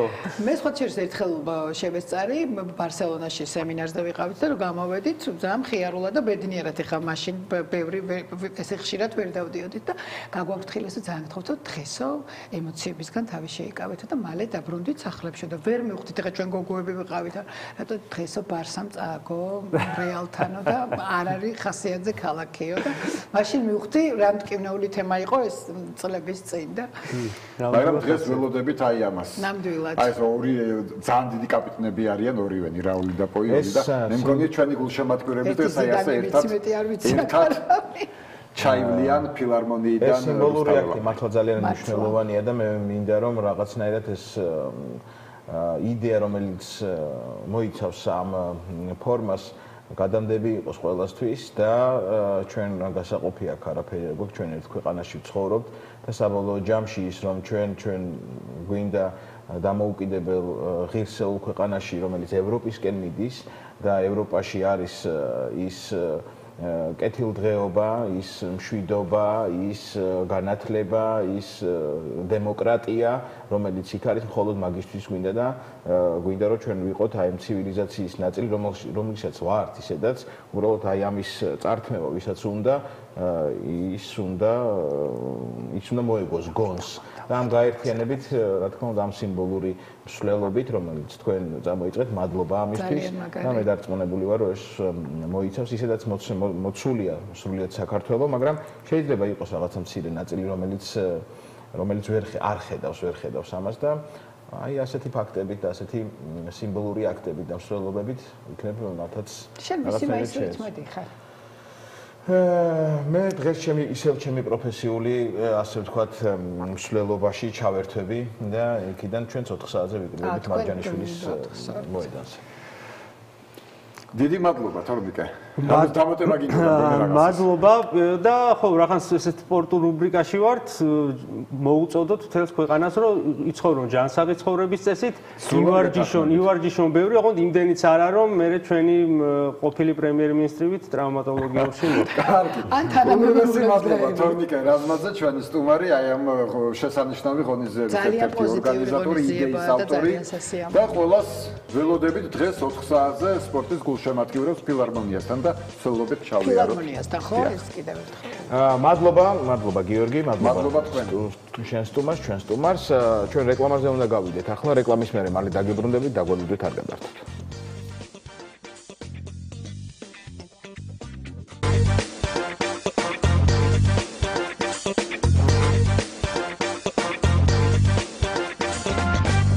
დავბრუნდით პირდაპირ ეთერში და დილამშვიდობისა, ვინც ახლა შემოგვიერთით.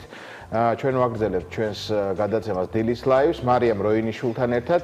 მისი რუბრიკის დრო დადგა ახლა და საინტერესოა და ვიცი რომ საინტერესო თემებიც მოგვიტანა ჩემო მარიამ. ჩართვებით და სტუმრებით საინტერესო ყავს. კი, აუცილებლად მოგესალმებით, გეთანხმები ბაჩა, საინტერესო ჩართვები გვექნება დღეს ძალიან. მივესალმებით ჩვენს ტელემაყურებელს, რა თქმა უნდა, ხო, მუსიკალური ამბებითაც დაგიბრუნდით და იცი, მიუხედავად იმისა, რომ ძალიან ისეთი მძიმე ემოციური ფონია, თუმცა ბაჩოს სიტყვას ასე ვთქვათ გამოვიყენებ ამ შემთხვევაში ძალიან მხნედ ვართ, იმიტომ რომ ზუსტად ასე გაიც გიორგის პასუხი რომ მხნედ ხარ და ასეა ნამდვილად ის ადამიანები, ვინც დგანან რუსთაველზე და ვაპროტესტებთ ერთად.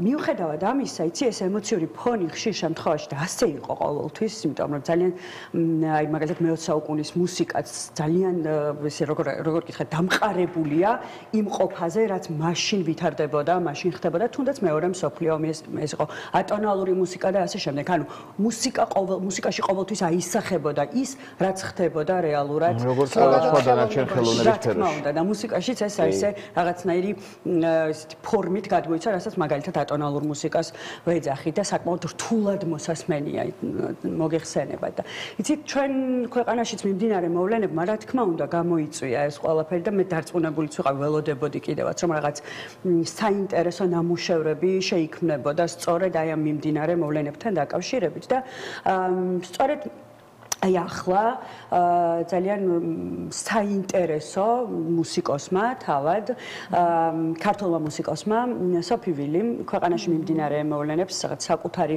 კომპოზიციით და ვიდეორგოლით გამოეხმაურა და სოფი მხარს უჭერს რაც მთავარია საპროტესტო აქციებს და ეს ნამუშევარი მისი მხარდაჭერის ერთ-ერთი გამოხატულება და ვიდრე ვიდეორგოლს ვნახავთ სოფი მინდა რომ შემოვიყვანოთ ახლა ჩართვით ჩვენთან ეთერში სოფი მოგესალმებით, დიდი მადლობა რომ ჩვენთან ერთად ხართ, ძალიან დიდი მადლობა. ძალიან ემოციურია შენი ნამუშევარი და თქვენი ნამუშევარი და თქვენი ვიდეორგოლი, რომელსაც სულ ცოტა ხანში ნახავს აუცილებლად მაყურებელი, თუმცა მაინტერესებს პირველ რიგში როგორ მოვიდა ეს ემოცია, რამაც აი ეს ყველაფერი გაგაკეთებინათ შემდეგ და შეგაქმნევინათ ერთად.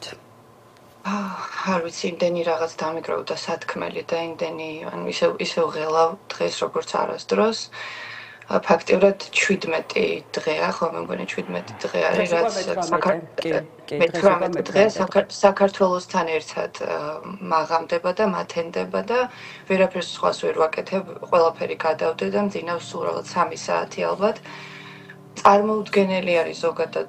უნდა ვუცხრათ აუცილებლად ჩვენს ტელემაყურებელს მაპატიე რომ გაწყვეტინებ შენ არ იმყოფები ახლა ხო ამჟამად საქართველოში და ძალიან რთულია შორიდან ამ ყველაფრის ყურება დარწმუნებულება.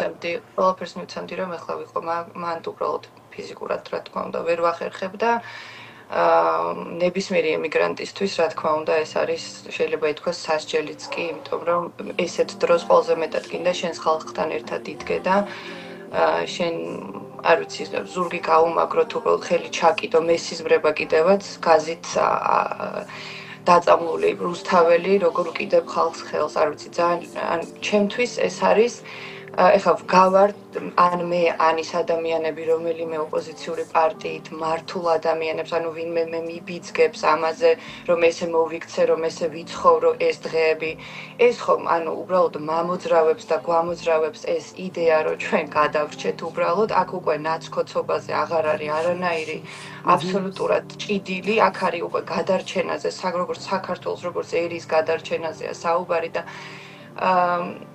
არ ვიცი საერთოდ როგორ შეიძლება დახუჭო თვალი ამდენ სისასტიკეზე ახალგაზრდები ხელოვანები ანუ თუ რეპრესიებში და თუ 37 წელში დავბრუნდით მაშინ პირდაპირ გამოგვიცხადონ ხო ალბათ იმდენი ჩემი მეგობარი და კოლეგაა დაჭერილი არაფრის გულისთვის უბრალოდ რომ იქ დგანან და პირდაპირ ვიტყვი გამოვიყენებ ამ ეთერს თავისუფლება ყველა რეჟიმის პატიმარს, ყველა რეჟიმის ტყვეს, იმიტომ რომ ეს არ არის ნორმალური, ოჯახებში შევარდნა, დალეწვა ყველაფრის და ნუ არ ვიცი, ან ჟურნალისტებთან ესე მოპყრობა. საერთოდ ვეღარ უყურებ იმ კადრებს და ნუ პირველ დღეებში და პირველ დარბევებში რა კადრებიც იყო, ჩემთვის არის აბსოლუტურად, ნუ არ ვიცი, ყველანაირ ჰუმანურობას პირველში, ანუ კონსტიტუციას რო თავი დავანებოთ, ეს არის ჰუმანურობას, ყველანაირ ქრისტიანობას და ადამიანობას აცდენილი. ეს ვერ შეიძლება რაღაც ჩარჩოში ჩაჯდეს და გამართლდეს მით უმეტეს. იმიტომ რომ ანუ რა ქრისტიანობას, რა ოჯახის სიწმინდეს ვიცავთ, ან იცავენ ბჭყალებში, თუ დღეს ესეთი რამ ხდება. მე ეს არის ფარისევლობა, ეს არის არ ვიცი, სიტყვებს ვერ ვყოლობ მართლა, რა შეიძლება დავარქვა. სოფი, თქვენ იცი ახსენე რომ რა თქმა უნდა თვალყურს ადევნებ ყველაფერს და ყველაფერი იცი რაც შენს ქვეყანაში ამჟამ მინდელი მდგომარეობა რა მოვლენებიც ვითარდება. თუმცა მაინც რა იყო აი ამ ვიდეო რგოლის მთავარი გზავნილი იმ ადამიანებისადმი ვინც დღეს და ღამეს ასწორებენ დღეს რუსთაველს და არა მხოლოდ რუსთაველზე, იმიტომ რომ უკვე დღის აქციები დაიწყო და მთელ საქართველოში ზოგადად და უკვე ხადა მოიცვა სრულიად საქართველო აი ამ მდგომარეობა. იცით, თავარი გზავნილი, ანუ არ ვიცი, ესე უცბად 10 წუთში დაწერილი, ესე ამოტივტივდა ეს ყველაფერი და გადმოვიდა ძალიან სპონტანურად, უბრალოდ ქუჩაში მივდიოდი და დამარტყა რაღაცამ და დავწერე და ეს არ არის გზავნილი მხოლოდ იმ ხალხისადმი, რომელიც დგას ქუჩაში. ეს არის ზოგადად მთლიანად საქართველოს ქართველ ერს მიმართავ, რომ დღეს აღარ გვაქვს აი ამ რაღაცა ჯიჯგნის დრო, იმიტომ რომ თუ არ გავერთიანდით, თუ მართლა გვერდში არ დაუდექით ერთმანეთს, არ ვიცი, ძალიან გვიანი იქნება. შეიძლება ვეღარ დაბრუნდეს ვერც ეს მომენტი და ვერც ეს დრო, როცა ჯერ კიდევ შეგვეძლო თავისუფლად რაღაცა აზრის გამოთქმა. ხალხო ერთნი ვართ, ერთი სისხლი გვაქვს, არ ვიცი, ერთნი ვართ და უნდა დასრულდეს ეს ერთმანეთის დაჭმა, იმიტომ რომ მტერს, ჩვენ ერთ მტერს, სწორედ ეს უნდა რომ ჩვენ დაგვძიძგნოს და იბატონოს და ჩვენ არ უნდა მივცეთ ამის საშუალება. უკვე საკმარისად მივეცით და ეხა უნდა მივხვდეთ. ეხა უკვე აღარ არის რაღაცა იმის გვერდით არ დავდგები, ამის გვერდით არ დავდგები, რაღა დროს უკვე ნიშა, ანუ აღარ არსებობს ეს ყველაფერი. დღეს არის ან გადარჩება საქართველოს როგორც არ ვიცი, ქვეყანა, როგორც საოცარი ისტორიის მქონე. დღეს ჩემი ისტორიის მასწავლებელი მიყურებს ახლა პირდაპირ ეთერში ქალბატონი ნანა ქსოვრელი, მივესალმები აქედან. მე ისტორია მასწავლე სკოლაში, რეალურ ფაქტებზე დაფუძნებული, არა გადაწერილი და გადმოწერილი. დღეს ყველანაირი საშიშროება არსებობს იმის, რომ ჩვენი როგორც განათლების სისტემა და პროგრამა შეიძლება შეიცვალოს და აუცილებლად არ ვიცი, აპირებენ ამის გაკეთებას. არ ვიცი, როგორ შეიძლება დღეს იყო ქართველი და არ იყო ამ ყველაფრის წინააღმდეგი, რაც დღეს ხდება. ეს ძალადობა, ეს სისასტიკე და უბრალოდ აბა ომი გინდათ გადაგვექცა ჩვენ რეალურ ომად. ეს არის რეალური ომი ქართველი ხალხის წინააღმდეგ. ვინ რა აორგანიზებს ეს უკვე ჩვენ უნდა ყველანი გავერთიანდეთ ისე როგორც არასდროს. ეს არის ერთადერთი ამოცანა, ეს არის ვინ თუ არა შენ, ვინ თუ არა ჩვენ. ეს იყო ერთადერთი, რაზეც ვფიქრობდი, რაზეც არ ვიცი, მართლა ვერ ფუნქციონირებ ეს 17 დღეა. ყველას დიდი მადლობა, ვინც ქუჩაში დგას ამ გაყინულ და ქარბუქში, არ ვიცი, ეს ამინდებით ხო ყოველთვის ესე ემთხვევა ხოლმე, რაც უფრო სასტიკია რეჟიმი, რაც უფრო სასტიკია ვითარება, მით უფრო სასტიკი გარდა ხოლმე და მკაცრი ბუნება და ამინდი. მაგრამ აუცილებლად მოაფენს სინათლე ამ წყდიაც, გამორიცხულია, რომ ეს მუხტი, ეს ამდენი ახალგაზრდის ნამდვილი სიყვარული ქვეყნის გამორიცხულია, რომ სადმე აორთქლდეს და დაიკარგოს. ეს არის ნამდვილად არ დაიკარგება. გეთანხმები სოფი და ძალიან დიდი მადლობა რომ იყავით ჩვენთან ერთად.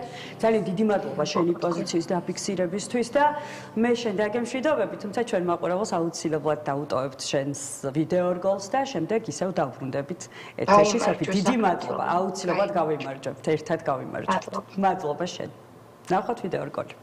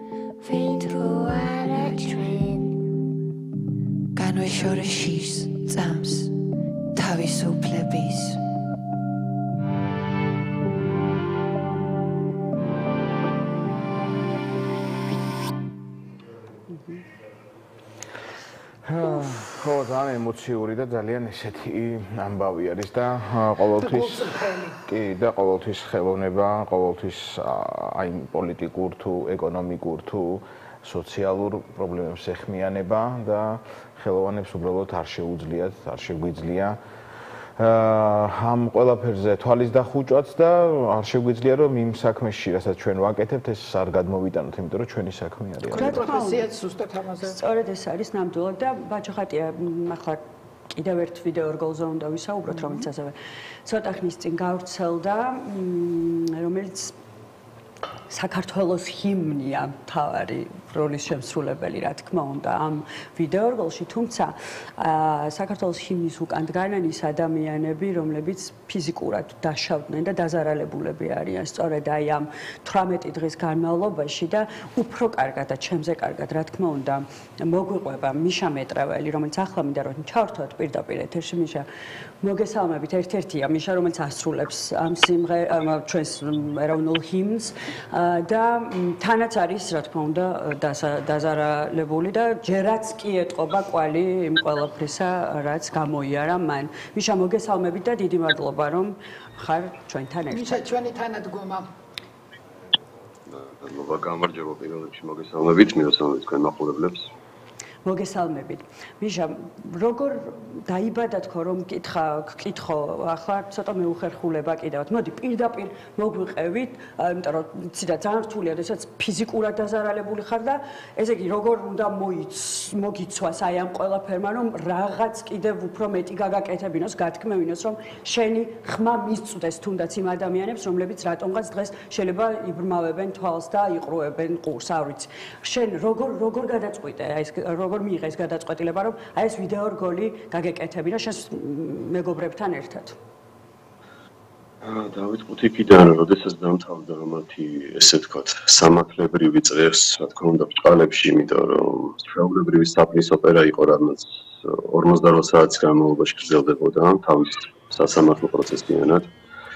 ყველაზე დიდი რაც გამიჩნდა იყო ეს უსამართლობის გრძნობა და ყველაზე მეტად რაც გამაღიზიანა იყო ის რომ ის რაც მე გამოვიარე, ის რაც ხვედმა გამოიარეს კიდე ჩემთან ერთად კიდე 300-ზე მეტი დაზარალებულია დღესდღეობით, როგორც ვიცი, ზუსტი რაოდენობა არ ვიცი, რა თქმა უნდა, ახლა ამ ეტაპზე, მაგრამ ეს ყველაფერი იყო გამოწვეული კიდე იმით, რომ მე სანამ საკუთარ თავზე არ გადამხდა ეს ყველაფერი, მაინც და მაინც ისე კრიტიკულად არ უყურებდი ამ ყველაფერს. ის ყველაფერი რაც დავინახე უკვე სისტემის შიდა მხარე უკვე რაც დავინახე რა ხდებოდა ამ შემთხვევაში, პირველი ვეგზნობა გამიჩნდა ის, რომ ამ ყველაფერზე ესე ფართოდ მესაუბრე, იმიტომ რომ არიან აქციაზე ადამიანები, ვისაც გააზრებულიც კი არ აქვს, რა შეიძლება დაიმართოს დატოვების შემდეგ, ხო, ანუ რა ტარდება, რა პროცედურები ისმან და შემდეგ უკვე ბრალდებები, რომელიც რეალობისგან საკმაოდ აცდენილია. სწორედ ამიტომ არაერთ ეთერში გამოვედი, ყველგან ვთქვი, რაც ხდება, რაც რეალურად მოხდა. შემდეგ უყურე უკვე ეს ადამიანების ჩანაწერებსაც და ნუ აი მანამდე რომ არ ვიცოდი მათი ისტორიები, ყველას ერთი სცენარი ჰქონდა რეალურად რა.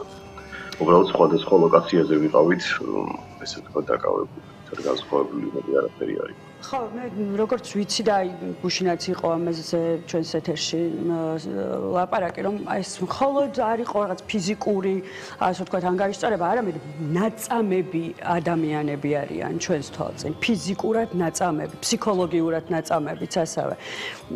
მიშა, იცი, ჩვენ წინა ჩართვაში შენამდე ყავდა სოფვილი, რომელსაც აი ხაც მკითხა რომ რა გზავნილი შენი მთავარი სათქმელი გარდა იმისა რომ შენ მოუყევი აი ამ ყველაფრით მაყურებელს და მსმენელს ის მდგომარეობა რა მდგომარეობაც გამოიარეთ ერთად თქვენ იმ ადამიანებმა ახლა რას ფიქრობ როგორ რას ასე ვთქვათ ეს გზავნილი კიდევ სხვა ადამიანებსაც ხომ ეკუთვნით მათ ხომ ეკუთვნით ვინც დღეს მაგალითად ყურს არ იბერტყავს და საერთოდ არ აქვთ ამაზე რეაქცია ჩემთვის კი გამაოგნებელია მათი პოზიცია, მაგრამ ფაქტია, რომ მათაც უნდა მივაწვდინოთ, მათ უნდა იცოდნენ თავის მოქალაქეები, რა მდგომარეობაში არიან. დავიწყოთ იქიდან, რომ ცოტა ისე გრძელი სიტყვა გამომივა, მაგრამ მაინც მიჩემია, რომ სრულად თქვა. სულ რომ გადავხედოთ ჩემი, ესე ვთქვათ, არსებობის ისტორიას, ხო, დაბადების დღიდან მოყოლებული. არც ერთ პოლიტიკურ პარტიაში არასდროს არ ყოფილვარ, არც ინტერესი არ მქონია არასდროს რაღაც პოლიტიკაში, რომელიმე პარტიის წევრი ყოფილიყავი ან რაღაც მიმართულებით წავსულიყავი, მიუხედავად იმისა, რომ ყოველთვის მქონდა იმის პერსპექტივა, რომ ნებისმიერ პარტიაში ყოფილიყავი. მიუხედავად ყველაფრის, ანუ არც ერთ აქციაზე მე არ დავდიოდი მანამდე, ერთადერთი აქცია, სადაც გამოვედი იყო ეს საპროტესტო აქცია ჯერ რუსული კანონის, სადაც მოხდა ესე ვთქვათ ჩვენი გაჯარიმება და რომელიც ჯარიმის გასაჩივრებული, მაგრამ დღემდე ვერ მოიცალა საქალაქო სასამართლო მინისტრის რომ პროცესი ჩანიშნოს და ნუ ის საფნის ოპერა რაც იყო აქაც გააკეთოს იგივე. და რეალურად ანუ ყველაზე მნიშვნელოვანი იყო ის, რომ ქვეყანა დღეს არის მისული ჩიხში ევროკავშირის ფანჯარა, რომელიც როგორც იქნა გაიგო ჩვენთვის უკვე დახურულია იმიტომ რომ ამ მიმართულებით, ამ კანონებით და ამ მდგომარეობით ევროკავშირი არაპირებს ჩვენთან თანამშრომლობას. ასევე ჩვენი მთავარი სტრატეგიული პარტნიორი ამერიკის შეერთებული შტატები უარს აცხადებს იმაზე, რომ გააგრძელოს პარტნიორობა, გააგრძელოს საერთო წვნები. და ეს ქვეყნისთვის პირველ რიგში აი ძალიან დამუხველია რა. აი ეს ყველაფერი გიგებს ყველა იმ ადამიანს, ყველა აქციას ძალიან ბევრი ვდგავარ. ყველა სხვადასხვა პოლიტიკური შეხედულება აქვს, ყველა სხვადასხვა კანდიდატი მოწონს ესე რომ, მაგრამ ყველას გაერთიანებს ის, რომ ქვეყნის დღევანდელი მდგომარეობა არის მისაღებია და გეთახმებით მიშა და ძალიან დიდი მადლობა რომ იყავით ჩვენთან ერთად ჩართვაში. კი ბატონო. რა თქმა უნდა.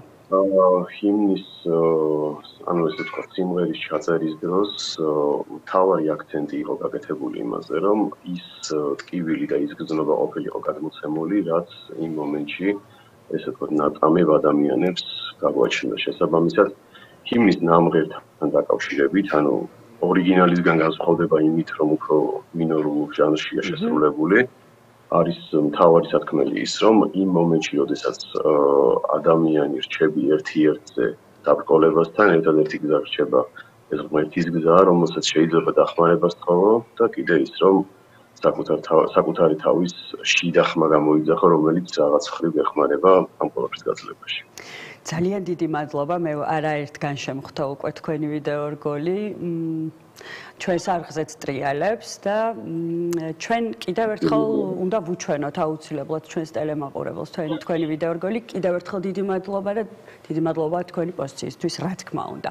მოკლედ ჩემო ბაჩო და ჩემო ხატია, ახლა მე მგონი ვიდეო რგოლის დროა და თქვენ ალბათ უნდა დაემშვიდობოთ უკვე ტელემაყურებელს. საბატონო. კარგი, თუ გინდა გვენახა ვიდეო და მე დავემშვიდობოდით, მაგრამ თუ ასე გინდა, დავემშვიდობოთ. არა, სულაც არ მინდა რომ მე მალე დაგემშვიდობოთ, მოდი მაშინ ნახოთ ვიდეო რგოლი და მე დაბრუნდით თქვენ ტელემაყურებელთან. ჩემი ხატია სამშობლო სახადე მთელი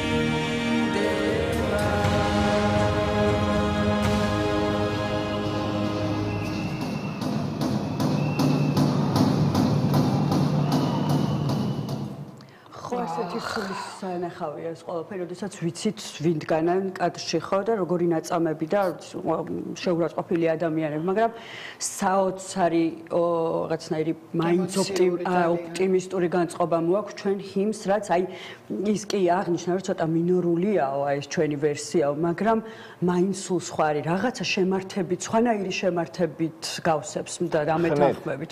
მხნედ ჩემო ბაჩო და ზუსტად თელი ჩემი დღის სიტყვა დღეს იქნება მხნედ და ნამდვილად ასე გავაგრძელებთ, როგორც გვაქვს დაწყებული ჩაფიქრებული. ახლა კი მე მგონი უკვე მართლაც დრო გვაქვს იმის, რომ დავემშვიდობოთ ჩვენს ძვირფას ტელემაყურებელს. მადლობა გადაუხადოთ, რომ დაგვითმოდმო დრო გვიყურა. მშვიდობიანი დღე მინდა ვუსურვო თითოეულ თქვენგანს. იმ მსვლელობებს, რომელიც დღეს არის დაანონსებული და ისევ რა თქმა უნდა, საღამოს ყველა ერთად შევხვდებით რუსთაველის გამზირზე. მხნეობას და მშვიდობას გისურვებთ და რა ვიცი, ვინც ამ ვიდეოს ნახავს, უამრავ ვიდეოებს შორის ამ რგოლს ნახავს და ვისაც კიდე რაღაცა კითხვის ნიშანი აქვს, ალბათ უნდა ცხვენოდეს უბრალოდ და კიდევ კარგად გადახედეთ ამ ვიდეოს და კიდე კარგად გააცნობიეროთ რა ხდება და რა ხდებოდა ამ 17 დღის განმავლობაში და არა მარტო. მშვიდობას გისურვებთ. ჩვენ შევხვდებით ზუსტად ერთ კვირაში, ანუ შაბათს დილის 9 საათზე დილის ლაივი ისევ თქვენთან. მე ძალიან მალე დაგიბრუნდებით. ნიკოლო მიძესთან და ანა ქურთუბაძესთან ერთად სულ რაღაც ნახევარ საათში. დროებით.